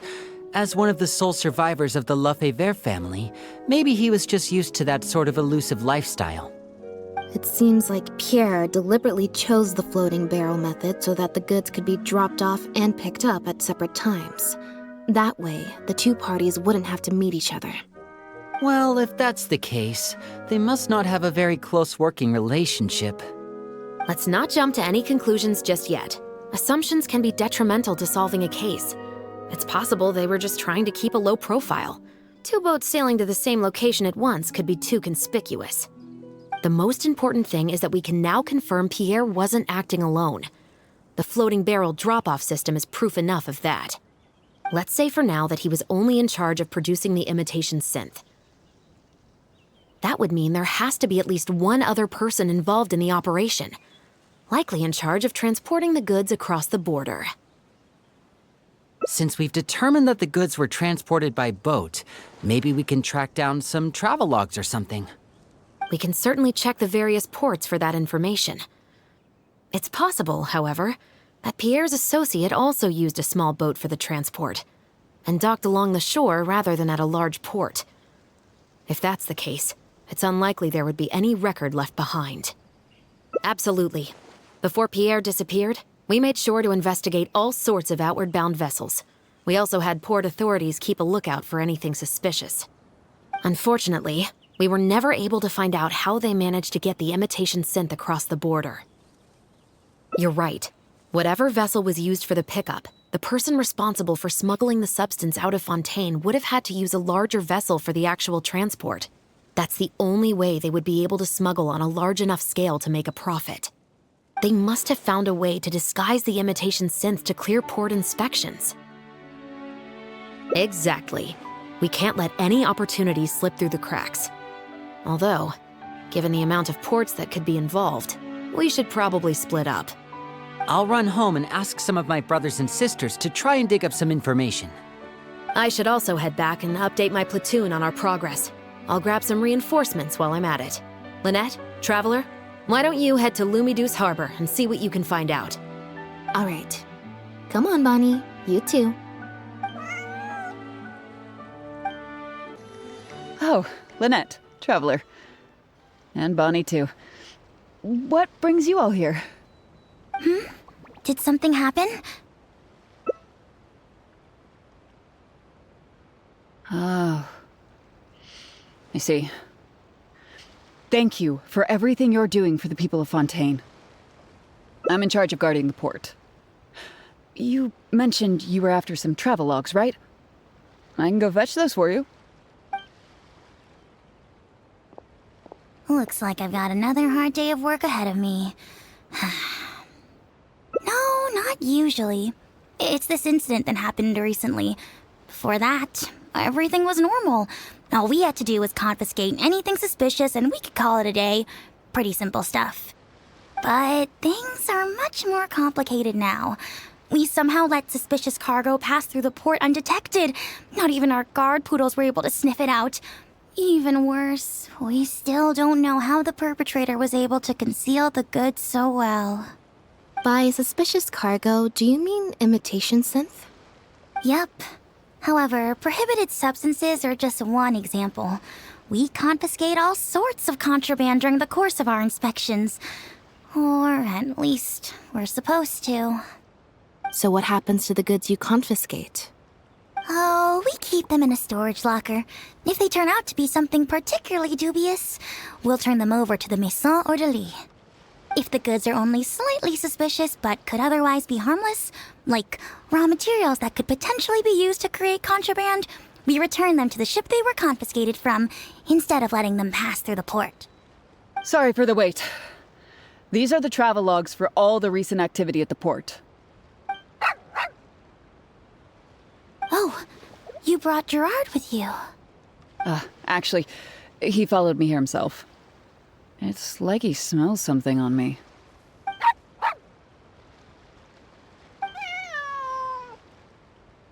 Huh. I wonder why Gerard is reacting to you two so strongly. Huh? We were so careful not to touch it, but we still ended up with traces on us. If it leaves a residue so easily, I just don't understand how the culprit was able to disguise the goods at all. Why don't you have a look at the travel logs first? All ships coming in and out of the port are recorded here, except for the ones the port authorities ride to and from work.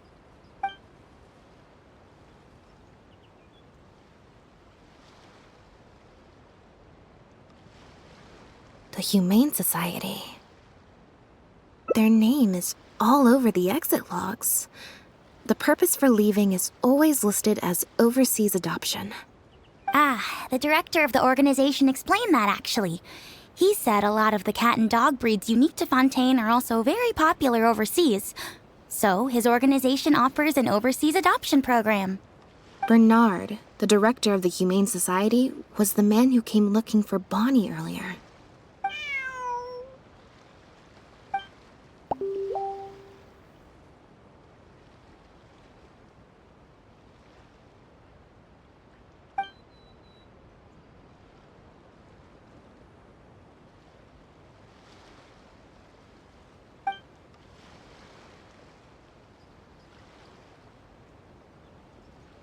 Have you figured it out too, Traveler?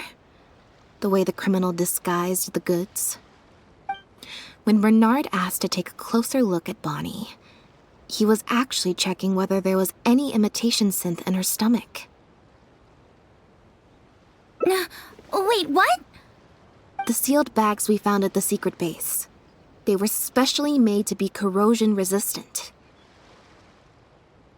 There were gaps around the lids of the barrels, and airbags were used to keep them upright in the water. Those drug shovers found at the secret base, she most likely didn't recognize them because they're not used on human beings. It's an anesthetic used on pets. The perpetrator must have given it to the animals. Pierre must have made the animals swallow the sealed bags full of imitation synth at his secret base. Then, he stuffed them into floating barrels and left the rest to Bernard. The sealed bags combined with an animal's body odor would certainly be enough to mask the scent of imitation synth.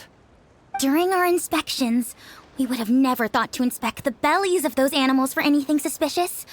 Even if we tried to feel around for something, I'm sure it would be difficult to detect. Exactly.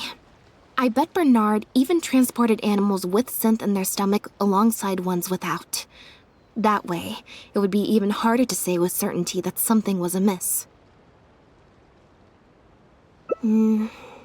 She's probably in the clear. Otherwise, Bernard would have never left without her. I'm guessing he didn't know whether Pierre had already hidden the next batch of imitation synth before he fled. Just imagine. He sees the notice we put in the Steambird, and it turns out that one of the very cats he gave to Pierre for the smuggling operation is out in the open, roaming the streets of Fontaine. If Pierre had already hidden the next batch of imitation synth, then Bonnie would practically be living proof of their crimes. He would have had no choice but to go after her. So, That's why he came to find you and insisted on taking a closer look at the cat. Wait a second, I'm a little lost here. I get the part about hiding the substance in the pets, but those... what did you call them again? Floating barrels? Why even put the animals in there in the first place? If you've got something as convenient as a floating barrel, why not just stuff it with the imitation synth directly? Why not wait to hide the stuff until after the exchange has been made? In order to make sure the animals could swallow the sealed bags, they made them extremely thin. Had they not done that, the animals would have likely bitten or chewed through them. That step would have required a lot of energy, as well as a certain amount of technical expertise, so it was better left to the more experienced Pierre. We've already proven how easy it is to pick up trace amounts of imitation synth, so I'm sure Bernard was taking all the precautions he could to avoid the same fate.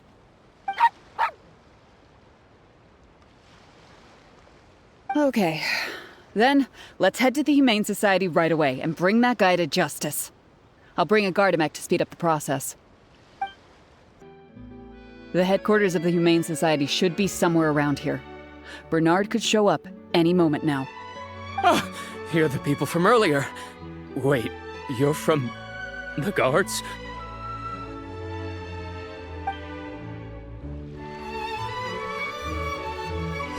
After him! We can't let him get away!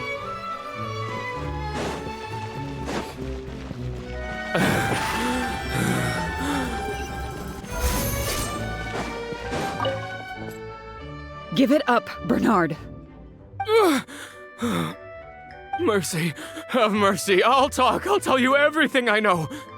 The Humane Society has done so much good over the years, and yet you have committed such an atrocious deed in its name. Look, I didn't have a choice, okay? My father cared about those blasted animals so much, he didn't bother to take care of his human wife and son at all. While those animals were showered with love, I lived worse than a dog. No one asked. Tell me, how did you first get to know Pierre? Well, after I took over the Humane Society, it gradually became harder and harder to maintain its operations. Until one day, someone suddenly passed me a letter. It said that I could stand to get a large sum of money as long as I helped them to transport some animals abroad. It was only after a few such transports that I finally understood what I was really transporting. But then, Pierre wrote to me, saying that we were already partners in crime and that I better keep cooperating with him if I didn't want to be reported to the guards.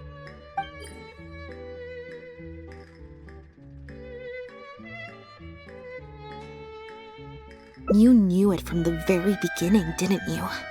The reason why you had to go through so many steps just to transport some animals. I'd suggest that you confess everything right now if you don't want to add anything else to your list of crimes. Yes, officer. I would order wooden barrels and flotation devices according to his instructions, and then load the sleeping animals onto a boat. Once I sailed to the location he provided, I would dump everything together into the sea. And a few days after that, I'd come by again in my boat and pick up the animals sleeping in the barrels. Once I had received enough of them, I'd bring them to the harbor to be adopted abroad. That guy, Pierre, he was running the entire show.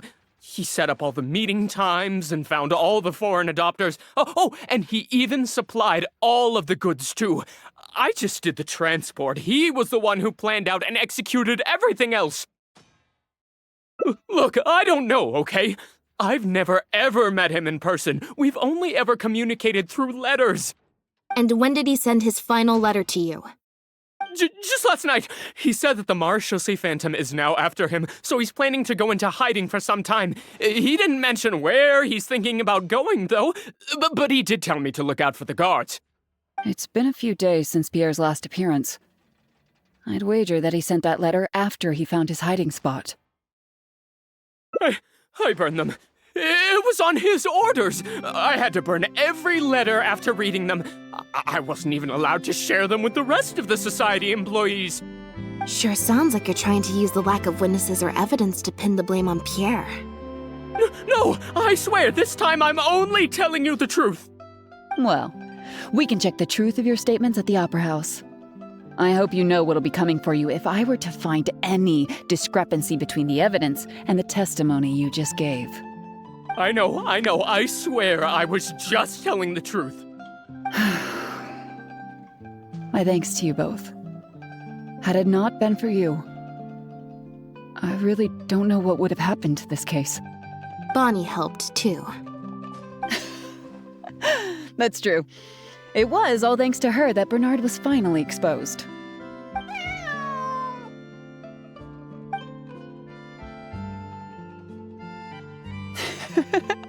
And it looks like she's grown quite fond of you two as well. Then I'll leave you be. Just let me know if you find any other new leads.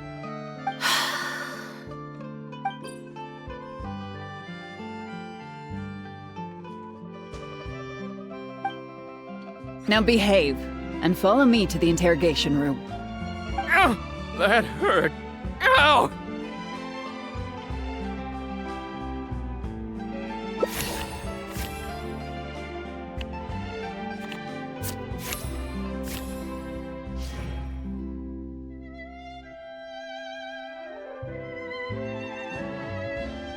Is everything really over? I still feel like the relationship between Pierre and Bernard is not as simple as it appears. Also, I've had this strange sense that something's off the entire time we've been on the case. And it has only gotten worse. Ugh. No good.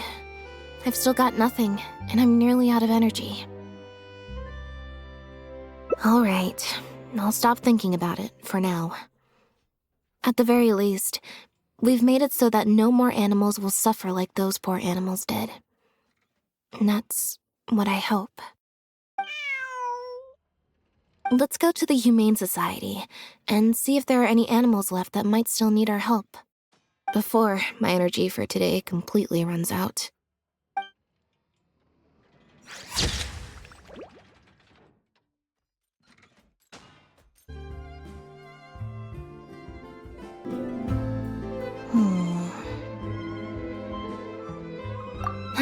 It was that obvious, huh?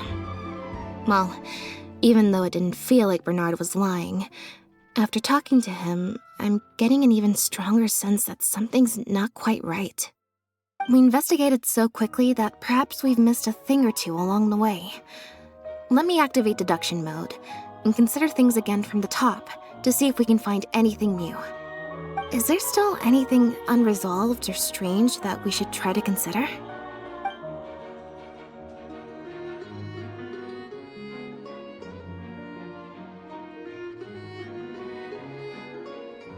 The Marechaussee Phantom found Bonnie and the 𝑪𝒂𝒆𝒄𝒌𝒔 pendant at Pierre's residence. That was the beginning point of our investigation.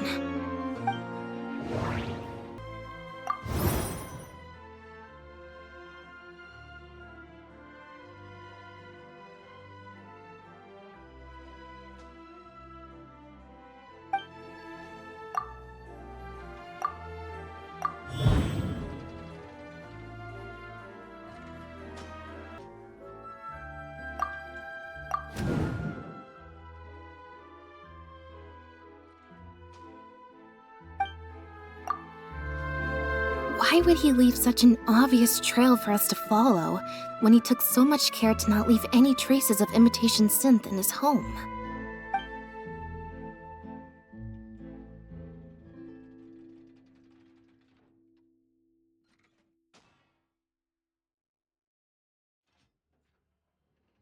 Bernard claims to have received a letter last night from Pierre. In the letter, Pierre stated that he had gone into hiding. Is there something wrong with the letter?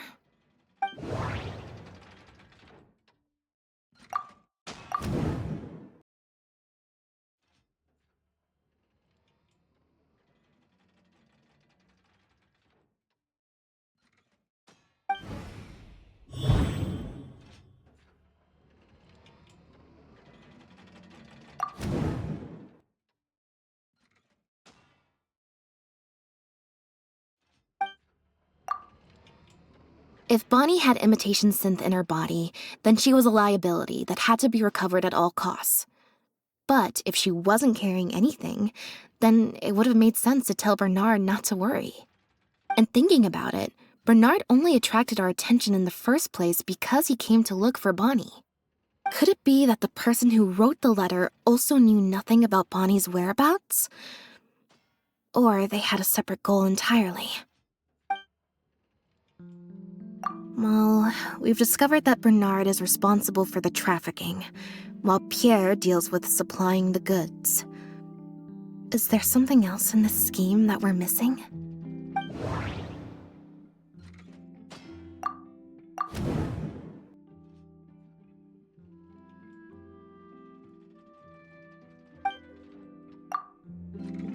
Yeah, according to Bernard, Pierre also supplied all of the goods. But if the 𝑪𝒂𝒕𝒆 Phantom's records are correct, Pierre should have lost all access to the materials required to create the imitation synth. And the Institute has also not reported any theft of their stocks. The final question is, why did I sense that something wasn't right after hearing Bernard's testimony? Even more so than before.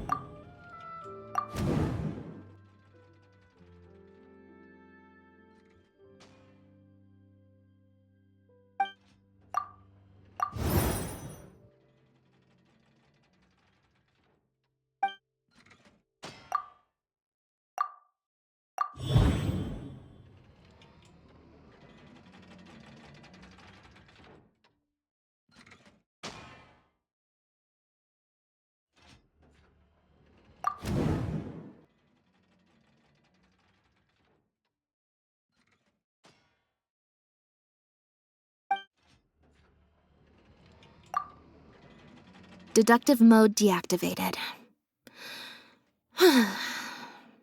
I think we may be close to the actual answer. Now behave, and follow me to the interrogation room. Ow! That hurt. Ow!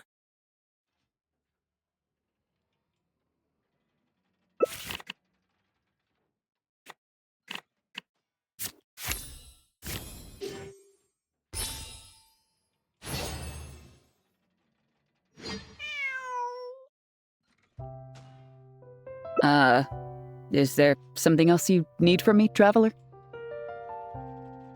Huh? I see. It all makes sense now. Hey, what are you talking about? Look, even our confessed criminal here has no idea what you're saying. Because he has been kept in the dark all along. And I assume it's the same with Pierre.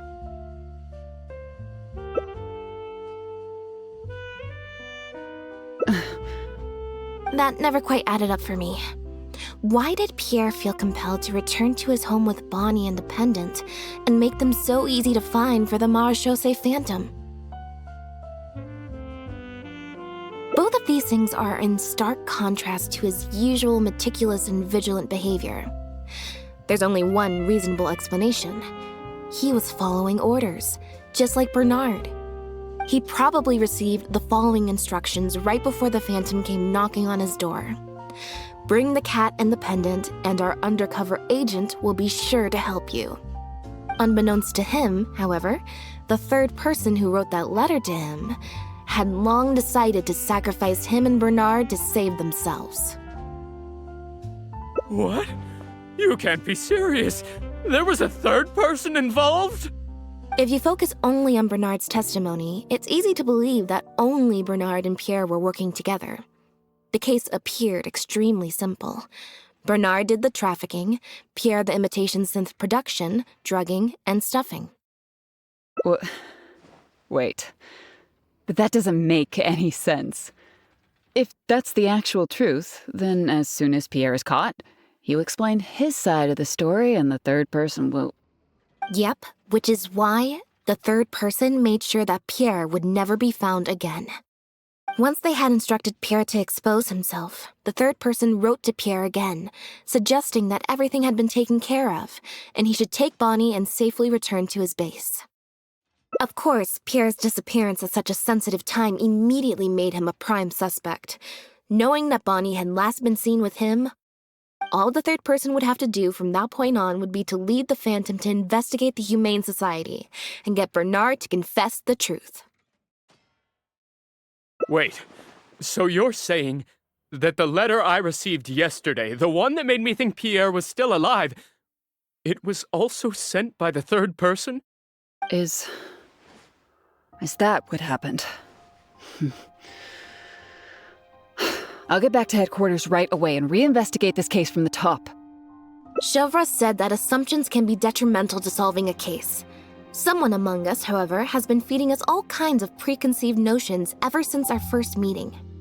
They suggested that Pierre's disappearance was an attempt to escape the judgment of the law, and that Pierre was a scion of the 𝑪𝒂𝒂𝒄𝒌𝒔 family. But if the disappearance is truly just a cover-up for a murder, then couldn't the true scion have been an illegitimate daughter, rather than an illegitimate son? Huh? Haven't you taken this joke a bit too far? You're right. I did let a lot of assumptions get to my head when I first started to talk to you about the case. I'll make sure to correct my behavior. You deliberately fed us lies, but even you could not control every last detail of your plan. There was a flaw in your scheme, and something didn't quite go as planned. Getting the 𝑪𝒂𝒂𝒃 Phantom to notice Pierre was only the first part of your plan. Had they failed to take notice of the Humane Society, they could have cast a wider net. And you couldn't predict what they might possibly find, if given enough time. This, of course, was the main weakness of your plan. As someone accustomed to acting from behind the scenes, you didn't want to take the risk of personally proposing a raid on the Humane Society. So, you thought about pulling a few more strings, so all the suspicion would point towards Bernard and his society. Once the Phantom expanded their search, it would only be a matter of time before they found Pierre's base.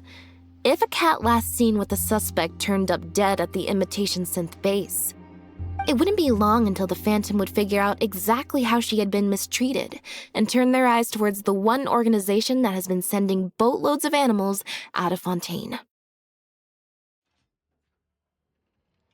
It was probably during your ambush of Pierre. You didn't even have the time to check if she had already been stuffed full of imitation synth.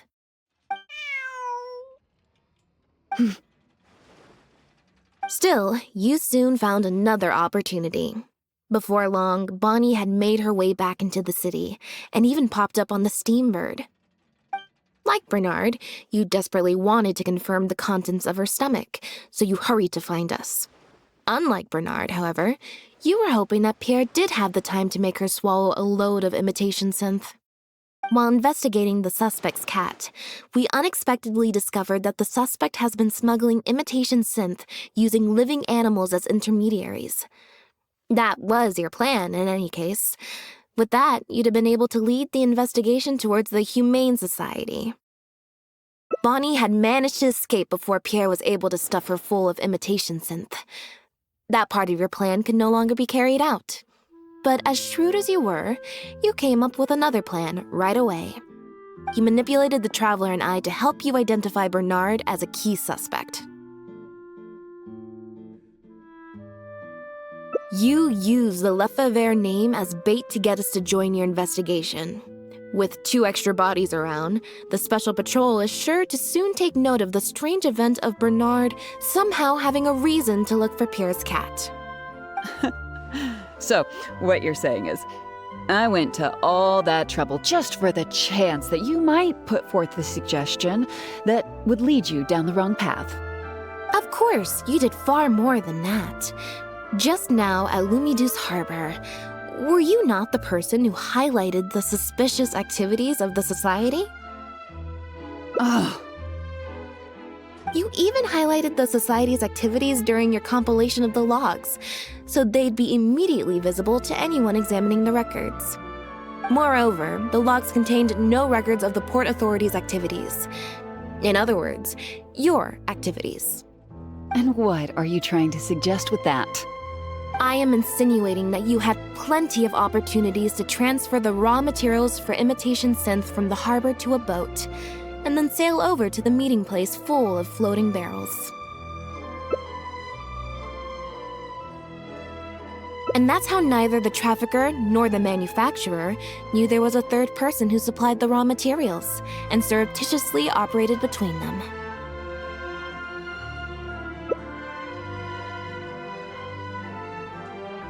Pierre manufactured imitation synth using the raw materials you provided, stuffed the animals, and placed the animals back into the barrels. Having received the green light from you as Pierre, Bernard then retrieved his animals and shipped them out of Fontaine once he had received enough for a full batch. This is the truth behind your smuggling ring. I can't believe it. I never put two and two together. You've sure got an extremely lively imagination. So what do you think she's going to say next? But do you have any evidence? It appears that it's quite easy to predict what you'll think or say. Then if we apply that to this case, we can also think of a few places to look for incriminating evidence. You know very well that this case will not end until Pierre is found, so you will have him commit suicide out of fear and shame to end the investigation for good. That way, you can also pin the blame for the overseas smuggling activities, the theft of the harbor's confiscated raw materials, and even the 𝑪𝒂𝒆𝒄𝒌𝒔 name on him. After all, dead men tell no tales. But you still want it to appear as if he had sent that last letter to Bernard, so you have to make sure he cannot be found until after Bernard has confessed to the authorities. To do that, you either will hide his body until you've found an appropriate time to set up a fake suicide scene, or you'll dump it someplace where it'll be hard to determine the exact time of death. Submerged in water, for instance. The location would ideally allow you to keep the body hidden for some time while also letting you keep an eye on it.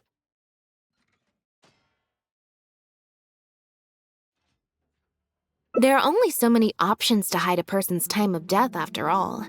As long as the Phantom investigates each of the possibilities in turn, they'll surely find Pierre's remains. Especially since, as the prime suspect who will now be taken into custody, you will no longer have the time to move him or set up a fake suicide scene to cover up the murder. How absurd. And on what grounds will you order my arrest? Don't think for a second that your spouts of nonsense will amount to any kind of real argument. After all, I'm... Elodie 𝑪𝒂𝒆𝒄𝒌𝒔! As the captain of the Special Security and Surveillance Patrol, I hereby declare you as a suspect in the case. If you have any objections, you may raise them later during interrogation. That's right. We received a message from 𝑳𝒚𝒏𝒆𝒄𝒌𝒔 Harbor that you were going to investigate the Humane Society. We didn't expect to run into you at such a critical moment. While at the harbor, we noticed something else extremely interesting. Apparently, you often used all kinds of excuses to swap your shifts.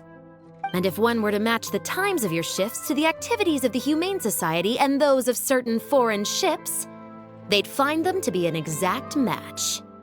That's just a coincidence. Yes, I'm sure you have already thought of a dozen different ways to explain away the suspicious activities, but as far as evidence goes, that should be enough to warrant taking you into custody. Don't worry. If it turns out that the guards are still unable to find any evidence after all this, Lynette and I will do everything in our power to clear your name. Although judging by her reaction, I assume no follow-up from us will be needed. The 𝑪�𝒆𝒄𝒌𝒔 were infamous for using disguise and infiltration to achieve their goals. Who would have thought that they would have planted someone within the guards? Judging from the timeline, they likely arranged for you to enter the guards before the fall of the clan. But they probably didn't expect you to turn it to your advantage and use your job to save yourself during the purge. Not only that, but but you actively participated in the interrogation, arrest, and judgment of the 𝑪�𝒂𝒆 during their fall, thus clearing yourself of suspicion. You brutally and cruelly abandoned your allies as soon as they outlived their usefulness, just like a lizard cutting off its own tail in order to live. You've been doing this for years. So you played me like a fool after all? Ah!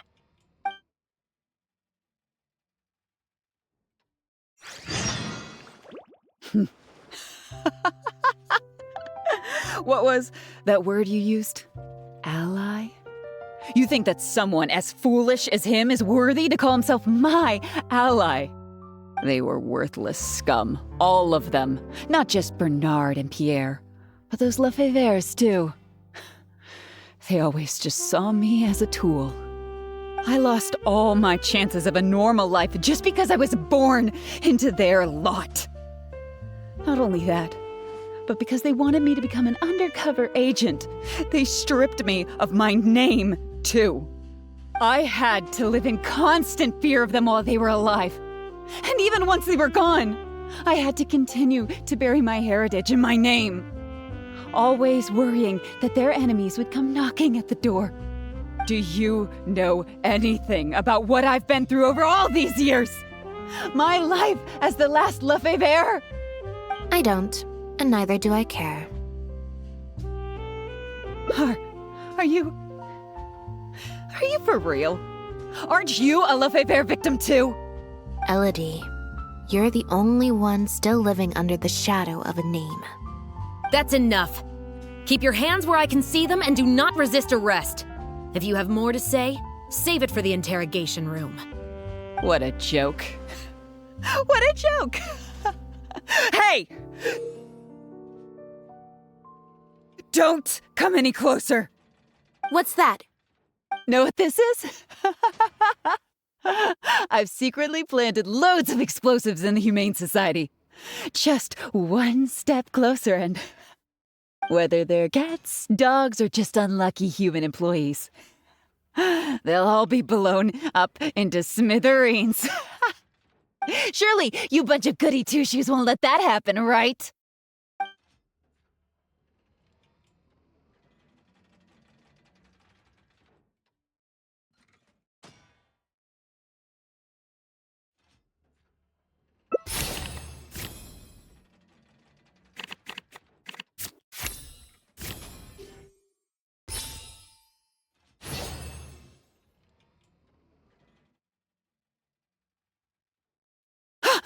What?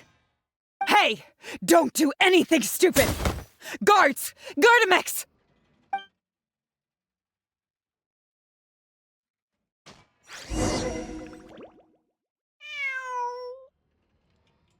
Phew. So I was right after all. It's easier to deal with the person causing the problem than the problem itself. This is it. Looks like it's just a toy. Guess that's probably why she suddenly flipped and knocked out Bernard. He probably knew that there were no explosives at the Society. Well, given that she never even showed her face to Bernard and Pierre, I had my doubts that she'd have gone to the Society in person to plant explosives. Thank you for your help, everyone. I'll take them back for thorough questioning and find someone better to take over the Humane Society. I might need a few statements from everybody. Would you be able to come with me? If statements are all you need, can Linny provide them on my behalf? I still need to go back and explain some things to the crew. I also had an appointment with the Traveler before we got interrupted.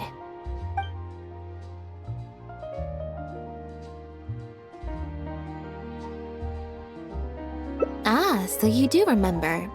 Yes, I invited you to come over to our place. Once I'm done talking with the troupe, I'll make a nice cup of tea and bring Bonnie to wait for you outside of my door.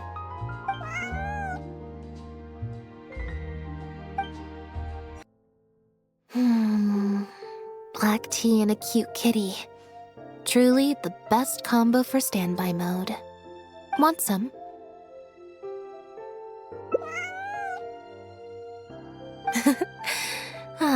I see she's already starting to snuggle up to you. Not at all. Information is indeed very important, but if you were to try to collect every piece of information you come across, your efficiency would actually decrease. Plus, if you just think about it, what sounds more fun? Writing a statement or enjoying a tea party? Great answer. That'd be my pick too. Had we not run into that case, we could have spent the entire day like this. But now I'm running low on both time and energy. You're right. I can sense it. I'm recharging very quickly at the moment. Something about her rubbed me the wrong way since the very beginning. But to be more precise, it was probably around the time when I saw Bonnie try to get away from her. Elodie tried to get close, but Bonnie deliberately dodged her. Maybe Bonnie had tried to evade her before at Pierre's base. Or perhaps Bonnie just instinctively knew that she wasn't a good person. Not everyone who likes cats is a good person. But if cats like you, you're probably alright. Humans tend to overthink things, but cats rely on their instincts, and they're pretty sharp. I mean, just look at Bonnie. She took a liking to you the moment you met.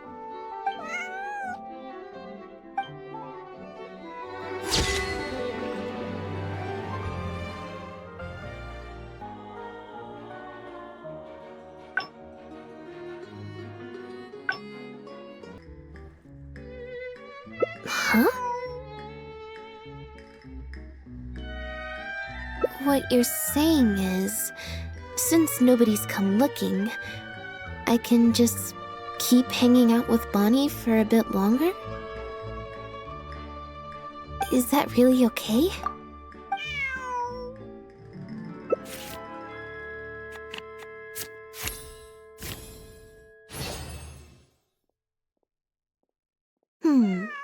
You make a good point. Okay, well, assuming Bonnie hasn't strayed too far from where she went missing, there's a chance we might bump into her owner in either the Steambird offices or the restaurant. So, stick around here in standby mode? Yeah, that suits me. Oh, good idea. Bonnie's definitely hungry. May as well. We could be here a while. When I was trying to find somewhere I could space out earlier, collect my thoughts, I figured the cafe might be a good shot. Alright then. Plan of action, spend the whole day spacing out. In standby mode.